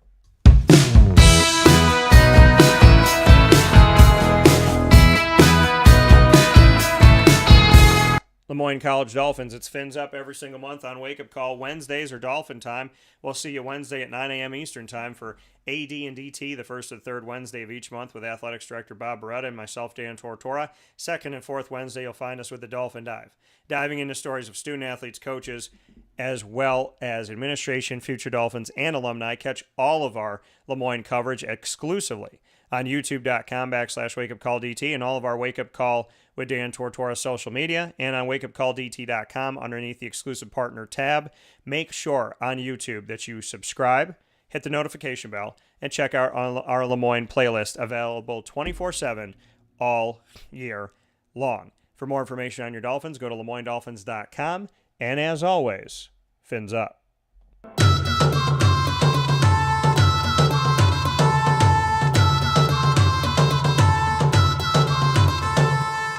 The Bryan and Stratton College Bobcats of Syracuse are exclusive multimedia marketing partners with Wake Up Call with Dan Tortora. You will find the Bobcat Buzz every single month on Wake Up Call. And we just announced this past week on February 1st that the Bryan and Stratton College Bobcats of Syracuse are extending their multimedia marketing partnership, their exclusive partnership with Dan Tortora Broadcast Media and its product, Wake Up Call with Dan Tortora. Our first 2 years have been amazing, and we've officially started year 3, believe it or not, feels like overnight, with the Bobcats. The men's and women's basketball teams are in action right now. The men's and women's soccer teams have each won national championships, and you can, of course, see the upstart baseball team that's going into year number 2 in their existence, as well as esports.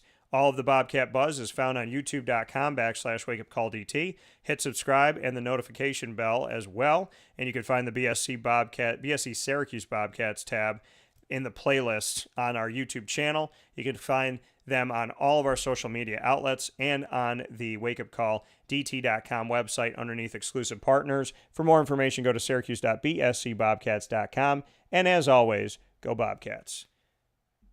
As we are in Murph's studios, Murph, what would you like to say to round things out today? I just want to say thanks for coming down here instead of having me drive up there, which I've done that drive twice, and it's, it was a lot of fun to do it. But I will say, it was nice just to not have to go anywhere this time. Yeah. But, I mean, even though I did drive I Philly. may have driven to and from Philly. Yeah. But, it was absolutely great show, absolutely great weekend. Just wanted to real quick mention that the show not just on Sunday yesterday, but over the course of the entire weekend, the Fishtown Card Show saw over 1,650 people that came through the doors. Awesome. And we saw most of you that came on Sunday. We did. Anybody that stopped by the table and said hello, it was great. It was great to meet everybody. Met a lot of new people. I know you were doing a lot of networking there, so we got hopefully a lot of new viewers to the show. Yeah, lot of literally talking about Wake Up Call all day. Honor and a privilege, passing out business cards, the both of us. Absolutely. Yeah. I mean, I met a bunch of new people yesterday, and so it was great. And Yeah, it's been great having you down here. I know we're not done. We still got some things to do before you head home. But Papa's hungry. Yeah, me too. So we got a lot of good stuff coming up. Murph and I have had an awesome time here in the Poconos. And as I told you off the air, really, honestly, I didn't have to make a buck. I came here to be with a friend. At the end of my life, it's the memories and the relationships that you take with you, not the money or the materials. So to me, being around you, getting to meet your parents, getting to meet Molly has been really big honor for me. It's moments like this that get me choked up because I consider you a brother. I consider you family. And you know I love you. Mm-hmm. So I feel very honored and privileged to be welcomed into your home from your parents and from you. And, you know, I honestly am just so grateful that even though we didn't go to Marywood at the same time, God has an amazing way via Enrico Mastriani to make sure that you and I got to work together even though we didn't get to work together. Mm-hmm. And the history that we've made has been awesome. The time capsule's great. We've only just begun, and honestly, I've loved everything at the card show and on the air, just as much as I've loved everything off the air. And you've been a great host. It's been a lot of fun for me. I appreciate it. And the only thing that I've learned beyond all of that is that as much as you've been a great host, I will never leave for coffee before the show again. So thanks, brother. I appreciate you. So with that being said, this is Wake Up Call. This is DT and Murphy. We'll see you on Mondays to start off your week every week on Wake Up Call with Dan Tortora. Facebook at Wake Up Call DT, X at Call DT, Instagram at Wake Up Call _DT, all the time on YouTube and on wakeupcalldt.com. To everybody that we met, thank you for the follows. We followed you back. We look forward to keeping in touch with you. We look forward to you watching, listening, reading, and enjoying everything that Wake Up Call has to offer, including DT and Murphy. Thanks again to the wonderful Fishtown Card Show for all of your kind words and for having us and for wanting to have us back. You know, you always feel good when you get to do something, but when the hosts of whatever want you to come back, that's the one that really hits home. So, speaking of home, we're going to run around Murph's home today. God only knows when I'm going to make it home because I don't really want to leave this guy anytime soon. So we're going to have some fun. Thank you to everybody. Have a wonderful day. And as always, God bless. No stress. Do your best. From Murph Studios.